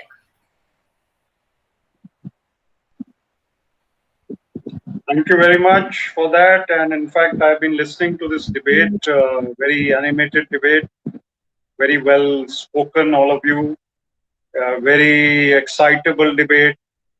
And the word debate actually is synonymous at times with excitement or agitation or speaking loudly, whereas it need not be. You can put your point across without being too forceful. After all, we are speaking, not fighting on a border, and we need to put our points across logically, firmly, clearly, with examples, with punch, but not too loudly. That is one feedback. Second, I think all of you speak well. As a speaker, I would say that the erudition, the delivery, the rhetoric, the volubility, the verbosity was totally perfect, very well spoken. No grammatical errors as far as I could see. No abda tabdi, if I can use that word. And as a speaker who speaks almost twice a day on camera, I must also add that you are very comfortable in front of the camera. There's no doubt about it. And I have a talk on how to speak well at a webinar, but I think you followed most of those points already. Content-wise, I have nothing major to add. After all, General Moore and Colonel Sinha have spoken so well and analyzed the situation at an expert, professional, international level. And perhaps most of it is out of your syllabus and not probably possible for you to appreciate at this time in your lives. But I think it is good to read the article mentioned by Major General Moore, and you should also take into account the points given by both the army officers. I think I have nothing to add on the issue itself, given their expertise, but I can definitely say that extending any engagement with any country or keeping an army or soldiers or forces beyond a certain period of time engaged somewhere where, it's just a matter of convenience for some. It is a matter of finance and economy for some others. It's a matter of strategy for some others. But I'm totally in agreement with Colonel Sinha that it has to be India's point of view that you have to bring out more totally. And Major General Saab also said the same. And when they both said the same, then you have to see from our point of view more clearly. So I think that is the feedback. But I think overall, well done. And very much just by reaching the semi-final and those of you who reach the final, I think you're already good debaters. So I'll give you some more tips on public speaking at the next feedback. All the best. Thank you so much, sir. And I congratulate all the teams, those who have been here, and thanks for enrolling with us, guys. Now, I request all the teams to leave and our panel of judges to discuss the result among themselves. Thank you so much, teams. Thank you, sir. Thank you, everyone.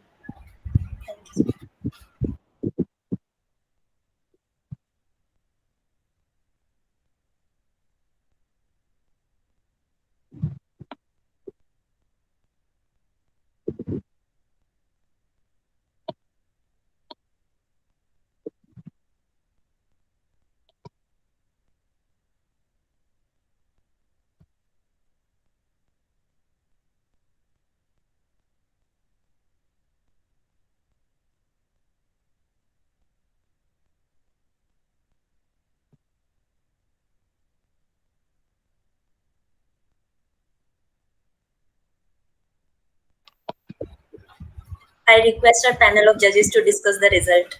Please, sir, you may discuss it now because the team members have already left. I would request probably General Saab to speak first. Before that, Anshu, yes, sir. What is it that is expected? Like out of the four speakers that we had on each topic, we go to select one or what? Or team? Speaker select karne, team select karne?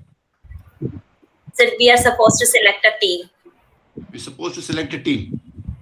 Okay. In both the debates, we go to select which is the better team, right? Yes, sir. Okay. Then we will have finals among them. Okay. Both the teams. Right.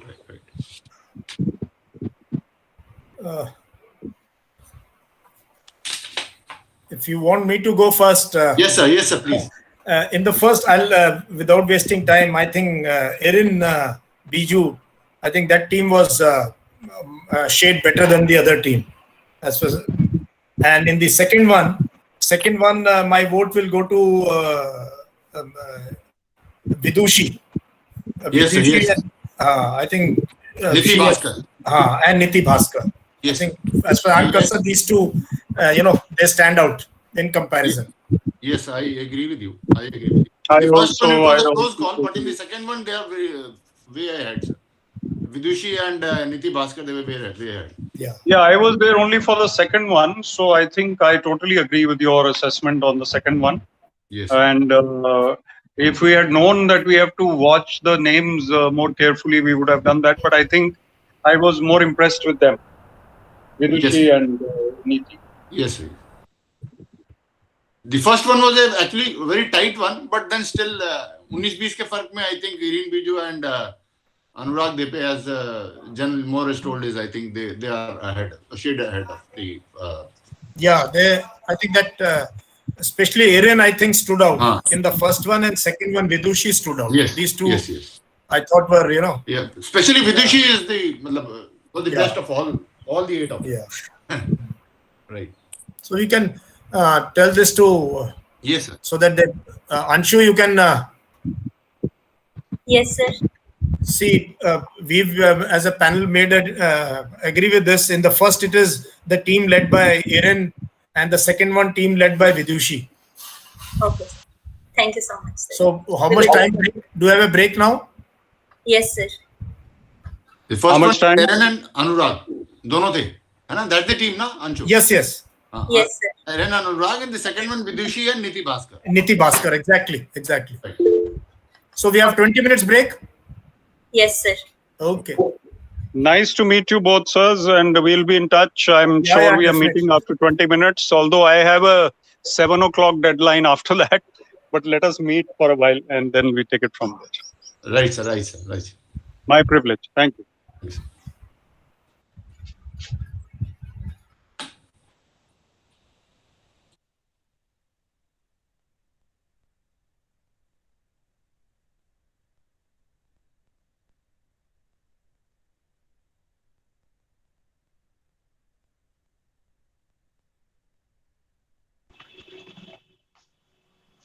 सब चले गए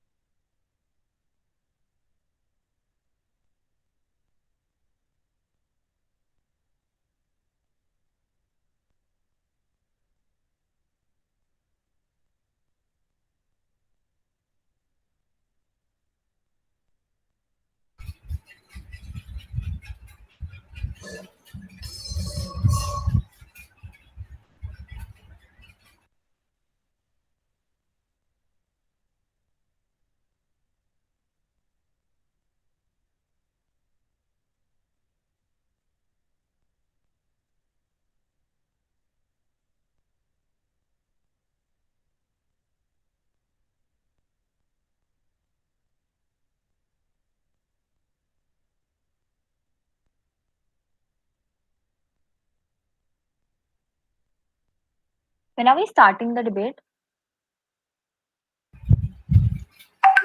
As Just in soon as 5 minutes.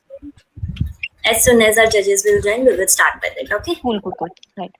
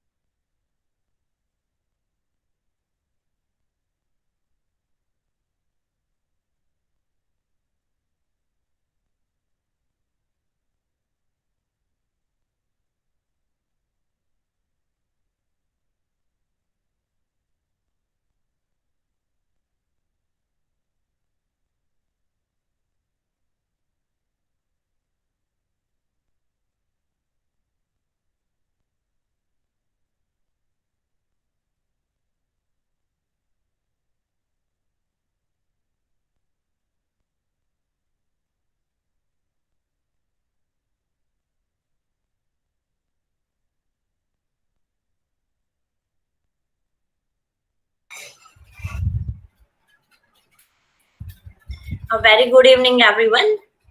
Welcome to the finals of DOUBTDWELL. Thanks to our honorable judges for choosing the best teams. Congratulations to Isarities, and every time you peer eye, we speak faster. Now let us proceed to the final debate of the event. I hope you all are very clear with your motions. Yeah, we are. Okay, thank you so much. And now let us proceed with our debate, and the PM may start the speech.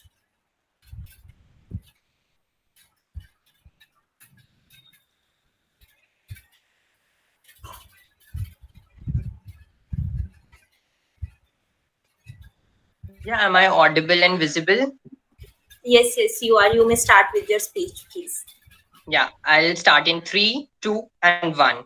Right from the past 1 hour, with the emotional patience, tolerance, and also physical seclusion being tested at its utmost, we have been just waiting for just one vaccine that would solve the lives and the massacres of many people who have been dying like a domino effect. A very good evening to the respected panel of judges. Myself, Anurag, standing for the motion that there needs to be an international organization for the distribution of vaccines around the world rather than a national service.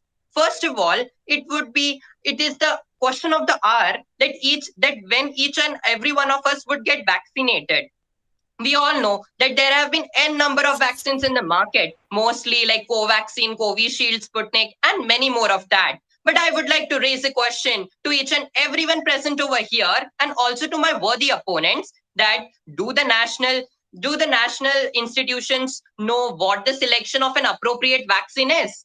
Is the vaccine, what about the vaccine conservation and distribution program still now, where only about 3.3% of the Indian population is being vaccinated? What is the design of the effective information, education, communication materials, and also to the distribution of the small put holders that will definitely lead to the distribution of vaccines in rural areas?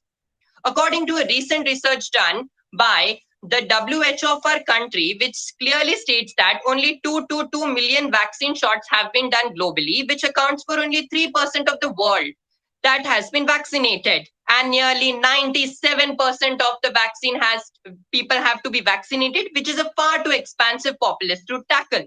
But isn't it joking that the vaccine was still invented, vaccine was still made easier to people, and it was convenient in order to spread it within very few months, when it was being made only on Jan 26. Also, it is a very pretty evident the fact that India is being one of the most worst affected countries of our world. Also among these, Mumbai being the most worst affected. So it is really joking and surprising to my fact that the municipal corporation of Mumbai has to itself go to a private community and then order a lot of vaccines for its proper distribution. And at last, I would strongly emphasize on the points that all these points and examples point towards one thing, that it is the hour of the need, that we need an international organization that needs to be manufactured, that the vaccine needs to be manufactured in large quantities, which is a major and unprecedented challenge towards all the national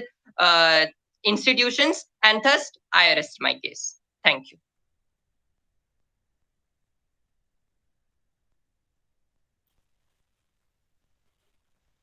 Now next speaker can start. Hello may start with their speech. Yeah, I hope I'm audible. Am I visible? Okay, I hope I'm visible. No, you are not visible. Yeah, you are now. Oops. Okay, just give me a sec. I'll give you a countdown. I'll start my speech in 3, 2, 1. Well, the government was kind enough to point out all the flaws that has been going on in the Indian system without and and fail to tell me how this system will affect the Indian perspective or even anyone, right? They just pointed out flaws. And we, the OP, are very, very proud to oppose this motion because it clearly destroys the sovereignty by taking the power away from the government and ignores diversity and that monopoly exists in the world. First, let me talk about sovereignty. What's the point of even electing a government, right? What's the point of even electing the government, going through the whole process, if in this situation of crisis it can't be useful for their own people? Why would a third party, which doesn't even guarantee that the people of the country will be taken care of, be given this kind of power, right? This clearly destroys the idea of sovereignty, where it's not letting the government decide for its own citizens, right? Where it's forced to like help other countries before their own countries, and which is not guaranteed, by the way, right? Now, talking about diversity, there exists a lot of country where with various ethnical diversities, right? In context of India, right? The government knows what goes on in India. There exist government hospitals, and how will these foreign people, the government failed to characterize this motion or give me a model as to how which people will be elected in these, who will run these organizations, and how will they understand the diversity that exists in our country and the population that exists in our country, right? Why would the doctor from America care about what's happening to Ram's mother in Patna? Tell me that. And we have to acknowledge that there exists a lot of we have to acknowledge that there exist a lot of barriers as to how these will be implemented, right? And we have seen this. The US doesn't want to help India. We acknowledge the fact that India is the worst affected country as of now, but we have asked USA for help. Where is it now? They clearly denied that they would help us in any way, right? And they are also right in their place, because they have to vaccinate their own people first, right?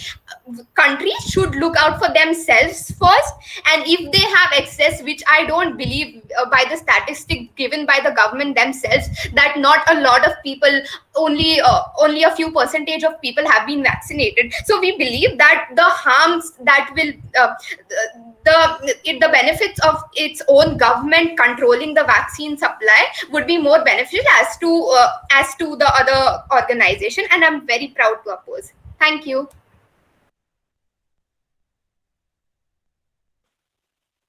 Now the DPM can give their speech. Am I audible and visible? Yes. Yeah. So I'll start in with a countdown. 3, 2, and 1. So wait, one of the primary concerns. Now you can start. Okay, I'll start in 3, 2, and 1. So one of the primary concerns that the opposition projected was the fact that India would lose its sovereignty. Just because an international organization comes into the picture doesn't mean that Indian government is not required for vaccine distribution. All the motion states is the fact that there will be a higher authority than the Indian government, and that is actually quite beneficial. I would like to put forth the case of Kerala government, which under the leadership of India government led to the eradication of Nipah virus in the last 2 years. What they did was the fact that they used the Indian government's facilities and made sure that there was ample supply of viruses before the second wave hit. Being a science student, I can say that time is a very important factor for vaccination. That is, the genome of the virus is RNA, which is a rapidly mutating sort of material. It can mutate by any means, starting from X-rays to UV rays. Any sort of reason can lead to the mutation of vaccine. And we have already seen the second wave of the virus, which has shown that the virus has mutated. So timely supply of vaccine makes sure that we don't face another wave. The the assurance that there is an international organization to make sure that vaccine gets supplied properly at the proper time makes sure that there does not exist another wave. And let me add to this how the Dr. Catherine O'Brien, who is the director of WHO, Department of Immunization, has also supported this motion of international authority taking over vaccine distribution. She says, let me quote directly from her words, she compares this to a car dealership, and see how she does that. With the car you drive, you would expect that the car manufacturer has a department of safety that is continuously monitoring the thing that is produced and continuously improving the safety. The same is true for vaccine. If there exists such an international organization, we get an international state of guarantee that this vaccine will be distributed at the right time, properly, with proper measures. It ensures efficiency, safety, and quality. So all these factors are in turn supported by the international organization being coming into play of the picture, and the shortage can be prevented. So I think this is a beautiful motion which captures the need of the hour. I rest my case. And by this, I also like to include the fact that our government exists on a system of checks and balances, and that an Indian government system is a perfect example how the system of checks and balances works in reality. And this is just another model of that. I've already talked about the Kerala government, how they overcame this issue, and that can be projected to a larger body, namely the India government. This doesn't mean the India government loses its power. It is using another organization to gain to the fact that it can support its citizen, make sure that its citizens are safe. We have to be actually grateful for such an organization to exist. And with that, I rest my case. Thank you.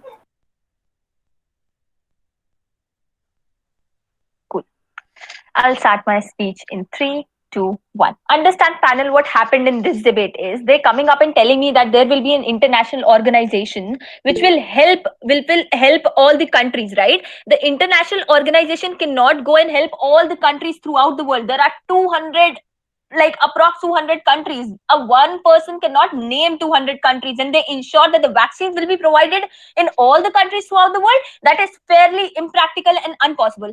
Even if I imagine in their best case scenario that these kind of international organizations would work, Neeti already told you as to how India's diversity has been cannot be taken care of by some international organization. India is one of the most diverse nation, and the government would better serve. And I'll be talking about why these international powers will not be fair. Coming to my first point, who is getting this power? If WHO is getting this power, we already know how China driven is WHO. They'll always kind of support and go behind China. They always kind of support China, right?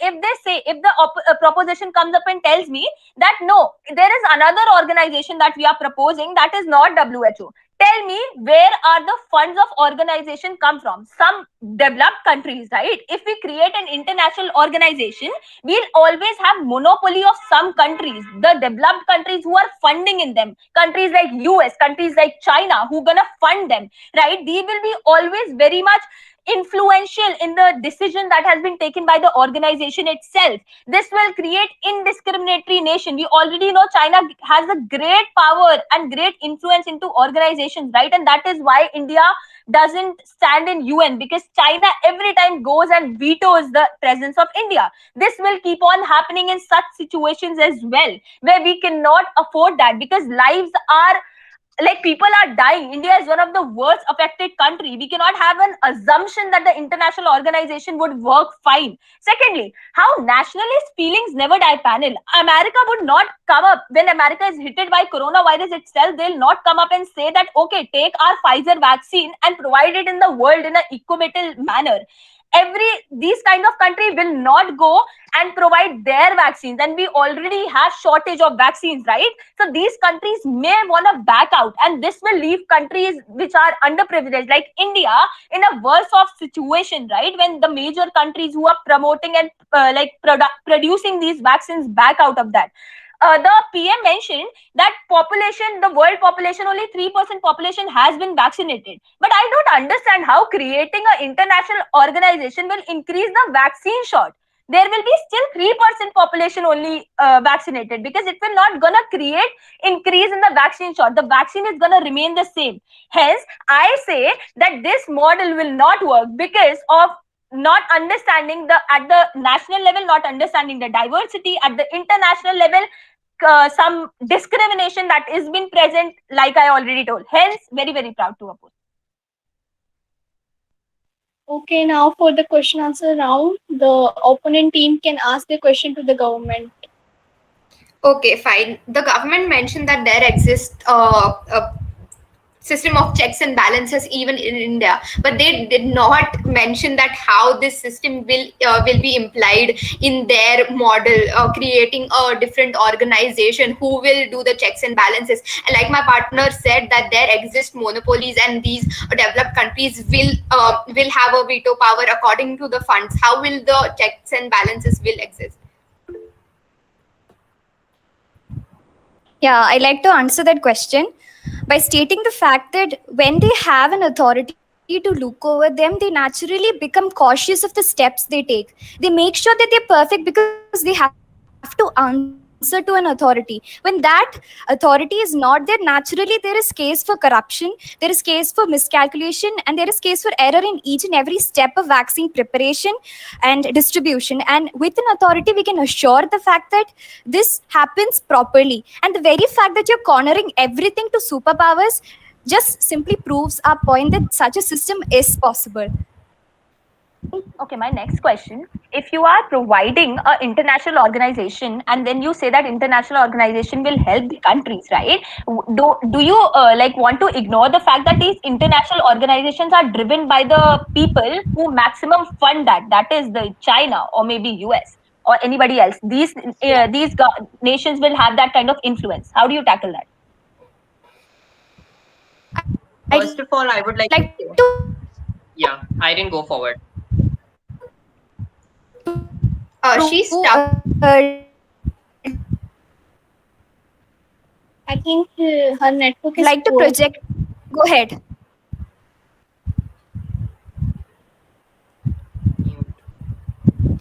Hello? Yes, now you are clear. Yeah.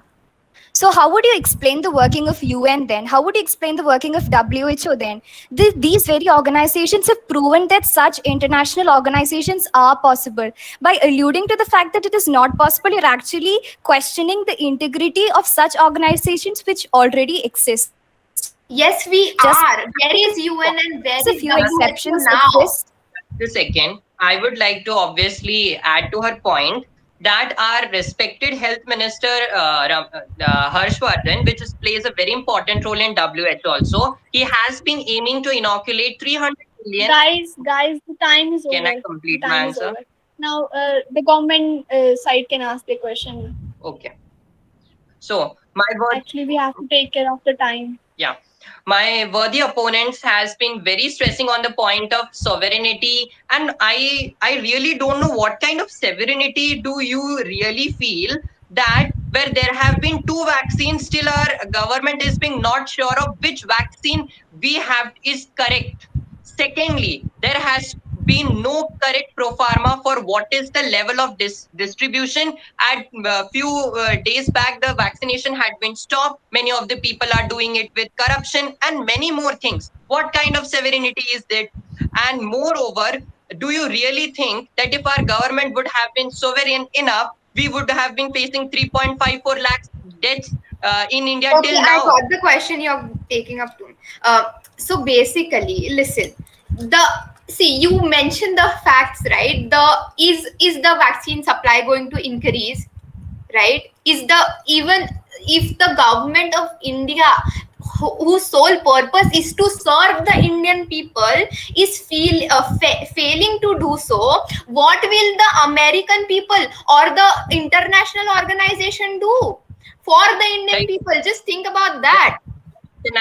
My whole point of explaining was that the international organization. If you have any questions, ask, please. If you have any questions, do that. Don't explain your points. Yeah. My whole point in explaining was that the international organization will obviously remark those areas which are. Do you have any questions? I'm so sorry to interrupt, but this is question and answer. Do you have a question? Like I thought the very rule of this debate was to allow the opponent to answer, and clearly you're not allowing us to do that. So I very kindly and respectfully ask you to let him answer. Actually, there it's is our turn to answer. If you miss the format, it's your turn to question and our turn to answer. I'm so sorry for the fact that we know the format that this is our turn to answer and you to question and not explain yourself. So, do we have a question? Okay, guys, the time is over. Now we can further go with the reply round. The government can go for the reply round first. Yeah, I'll go in 3, 2, 1. My worthy opponents has been really listening half, understanding quarter, and speaking really illogical about the fact that Indian government and many other different governments of the country are being really sovereign enough, and they also have been doing their parts. But I really feel that the correct knowledge, like each and everyone also does not know about the correct knowledge of which vaccine needs to be taken, how it needs to be taken. Most of the people are illiterate. They don't even know about that should we take the vaccine or not. And thus there are also many major problems with the Indian government since I am residing in India, that there have been a many in number of innumerable problems of corruption. The raw materials for the vaccines that have to be needed, that have been smuggled, that have been taken to different parts of the countries. Not there have been problems within our government, and that is the reason we are not opposing the government. We are just in the favor of formation of an international government or an international institution which will really be easier in order to formulate or distribute the vaccines. That's it. Cool. In my reply speech, I'll just tell you what our side proposed and what proposition proposed. Okay, proposition, two flaws in proposition. Firstly, they have the minimum flaws in the basic understanding that if there is a shortage of vaccine right now in India, there will always be shortage of vaccine in an international level as well. The shortage of vaccines cannot be a solution just because you have an international organization. Now there will be no shortage in vaccines, and now everybody in India would be vaccinated. Okay, this is one principal argument flaw. Secondly, once you go on and quote Harshvardhan in your speech, and the next time you say that Indians are illiterate and that Indians cannot understand that who will get the vaccine and how the vaccination process can be done. I'm so sorry, proposition. Indians are not illiterate. There are government officials, there are IAS officials who understand how the vaccination process has been done, and I myself got the vaccine in the best possible way. So right now we say and we propose that we can have our sovereignty, we know our diversity, and India can better have its vaccination process done when there is no international organization, because they can be really, really influential. And that is why we are very, very proud to oppose. Thank you. So Vivek Atray sir has to leave due to some unavoidable circumstances. He has sent his regards to the judges and best wishes to the participants. Now I would like to request judges to ask one question from each team.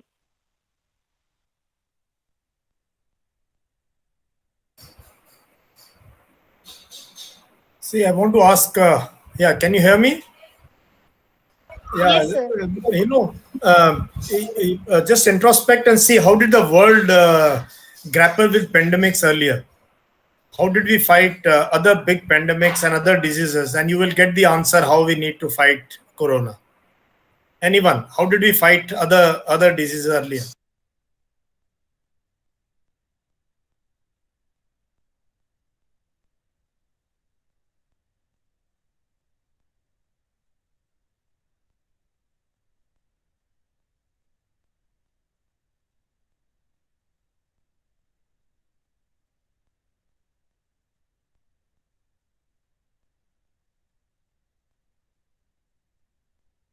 Yeah, shoot, Vidushi.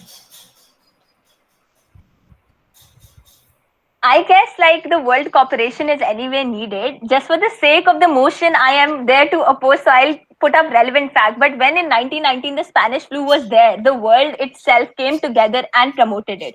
But for the sake of the motion, I have to oppose it. So if I'm getting out of my context, No, that's okay.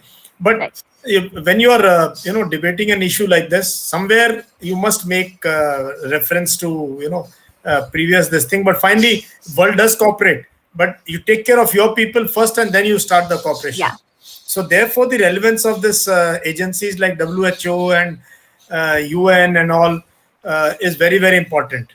Because they are the platforms where the world gets together. Yes.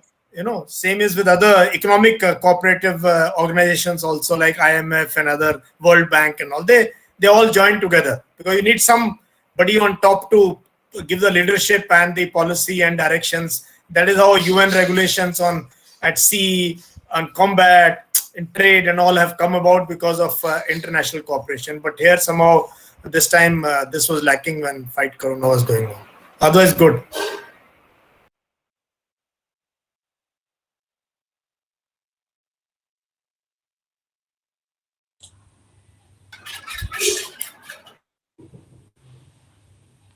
Colonel Manoj Kumar Sinha sir to ask a question, please. Okay.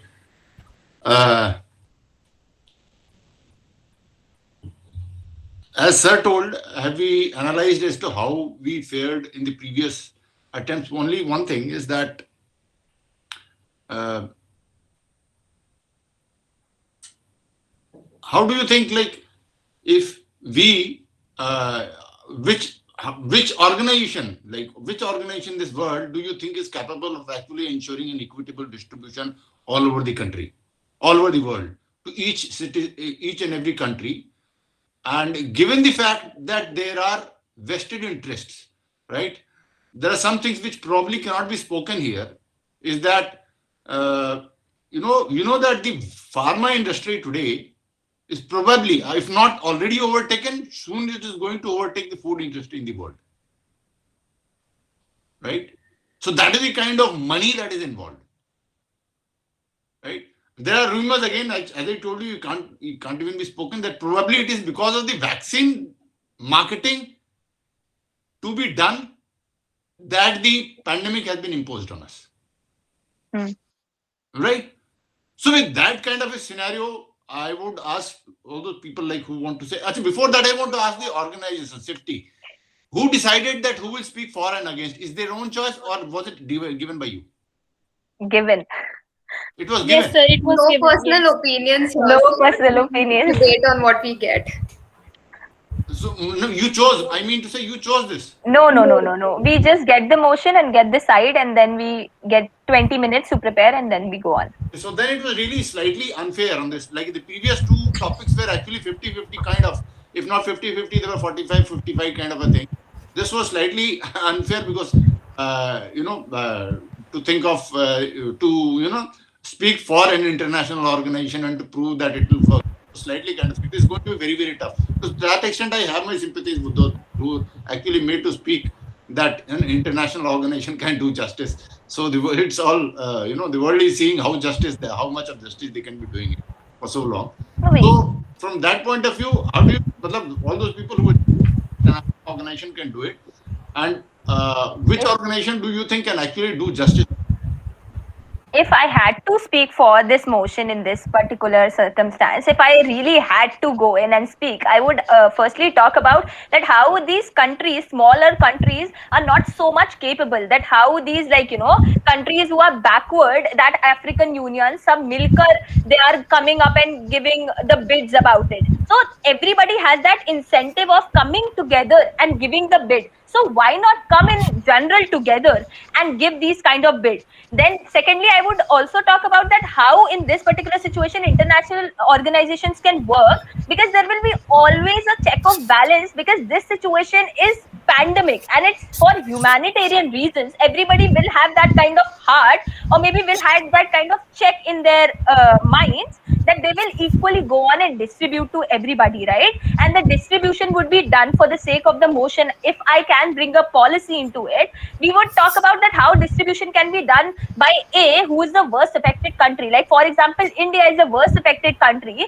but we do not have that much kind of vaccines, because America is not giving us right now. Abhi aaya hai Pfizer. Pfizer aa bhi nahi raha hai, sahi se always. Like Sputnik is coming right now, and we are stuck at this position. But if it had been for an international organization working, international organization would always realize that there is a kind of need that India needs right now more than anybody in this world, and so more number of vaccines could be transferred to India, and that is how the world peace could have been prevailed, if I had to argue. I have contradicting views because I believe that no country would like give to other country. So maybe some mechanization that this amount percentage of vaccine you keep for your own, and this amount, this percentage of vaccine you have to give to the organization to be distributed in the parts more needed. And for the goodwill they may, like for the goodwill that US wants to maintain a superior power, they may go on and actually give it. There is a threat also if they don't help, because this is a kind of biological weapon also. If they go ahead and infect everyone, right, they don't take precautions, so there will also be a threat to help others because it's spreading. And because I have a bit of personal emotional attachment to this issue, because I work in a hospital. So I work in a hospital, and I work in India, if not Asia. I work in India's biggest corona hospital, right?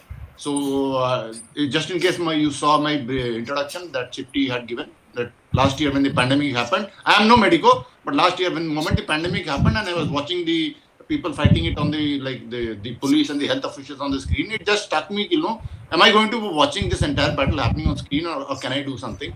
So I just shot an email to the government, and the government called me, and since that time, first few 4 days I worked in a slum, and then I'm in a hospital, and that is what it is. Let me tell you, I don't remember who, but generally not only you, but even otherwise also, when you paint a picture, बहुत बुरा हाल है, बहुत बुरा हाल है, बिल्कुल बुरा हाल है, बिल्कुल बुरा हाल नहीं है. It is just an perception building game that is happening. It is in the hospital that I work, the consulates, British consulates, the German consulates, all the international consulate people come for vaccine, and they're amazed. They are amazed by the facility that we are giving it to them, and the discipline and the manner in which is happening. The Americans, I had a friend in America who told, when I got vaccinated here, and I sent him on a PDF the certificate that I got it. In America, he told I got a parchi signed by ink. Right? The same argument, the same topic, had it been there about a year back, I would have spoken for international, because I myself wasn't confident, I admit, that India would be able to do it. एक साल के अंदर हम vaccine निकाल देंगे, because the history is what? The history is that in all the previous pandemics, we were decades behind the world. We were decades, not 1, 2, 5, 10 years. Decades behind the world, whether it was Japanese encephalitis, hepatitis, polio, tetanus, everything. The 30 साल पीछे हमने start किया था. I couldn't believe that यहाँ पर COVID-19 2020 में शुरू होगा, 21 में we will be giving vaccines. So let us be proud of what we have done. Always, let us not self be critical on that. That is just, that's all. Thank you.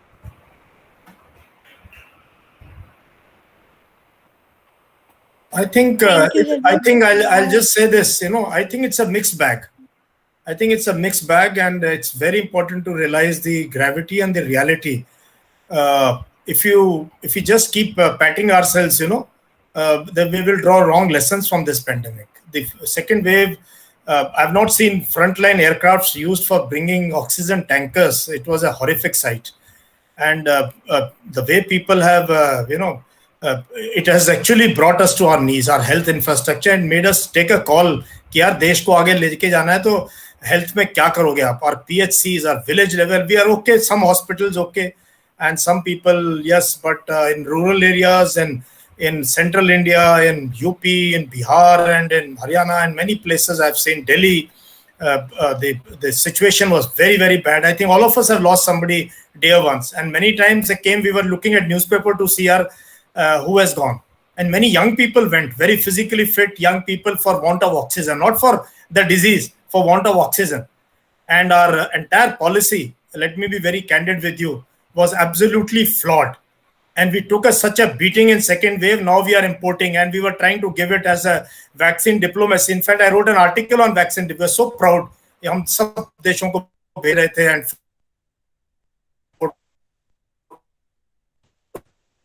in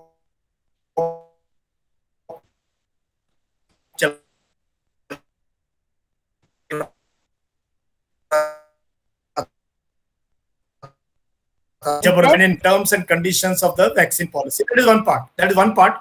But I think we'll end the debate here. You all are informed audience and try and finish it in next 5 minutes. I have only one point. We can, I have only one point, sir. Move ahead with the. I'm absolutely for finding the flaws and everything.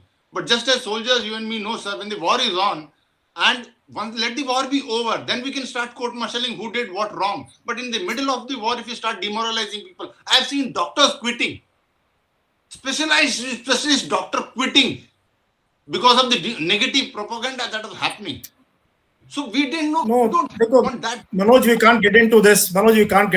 Our own health minister is advertising a fake medicine and this thing. They are giving some coronal and all, selling some. So this is actually it sent a message. It sent a message that India is still into dark ages of traditional medicine, Gomutra and all that. It sent a wrong message. We are a country which has to ride on science and technology, a power which is, so we sent a totally wrong message with the power, and many people in power were trying to say, kuch nahi hai, bhaap le lo, steam and all that. It was really, we didn't stand together and go and tackle it in a scientific manner, to put it in a balanced paradigm. So we'll finish this here and let's, complete the debate. It's a very interesting topic. We can go on actually, depending on each other's perception. And we can now, the moderators can take on and we can try and finish it off.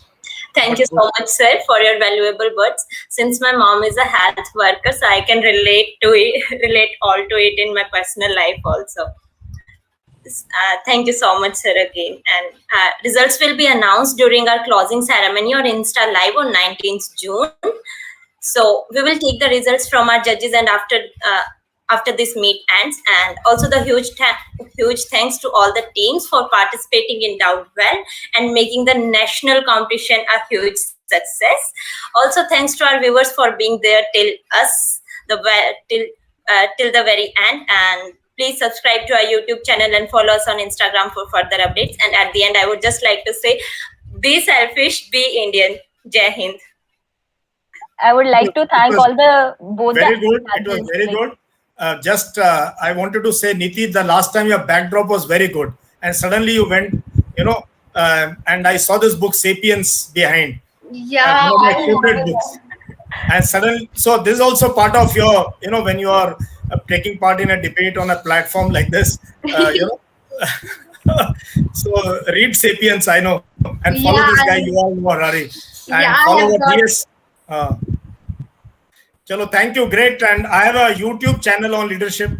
You can subscribe and share with your friends, which is totally part of my personal social responsibility to give my second innings to the first innings of your generation. Thank you so much, sir. Thank you so much, sir. I have already subscribed it by your Instagram.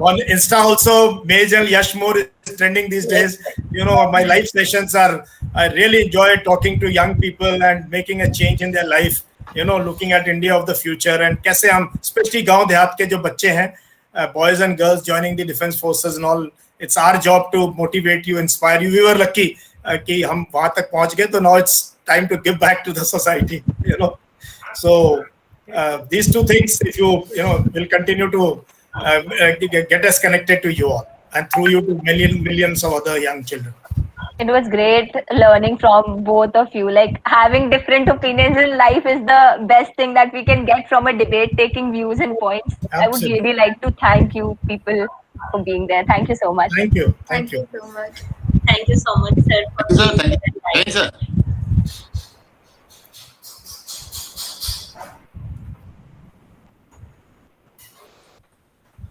I guess he has some network issue from his end. Yeah, we can now, Sifty, send the audience away so that we can give you the, the decision quickly. Manoj has an engagement. I also am packing. I have to go to Garhwal Hills tomorrow. Yes, sir, yes. Guys, please leave the meeting now. The judges have to discuss the result.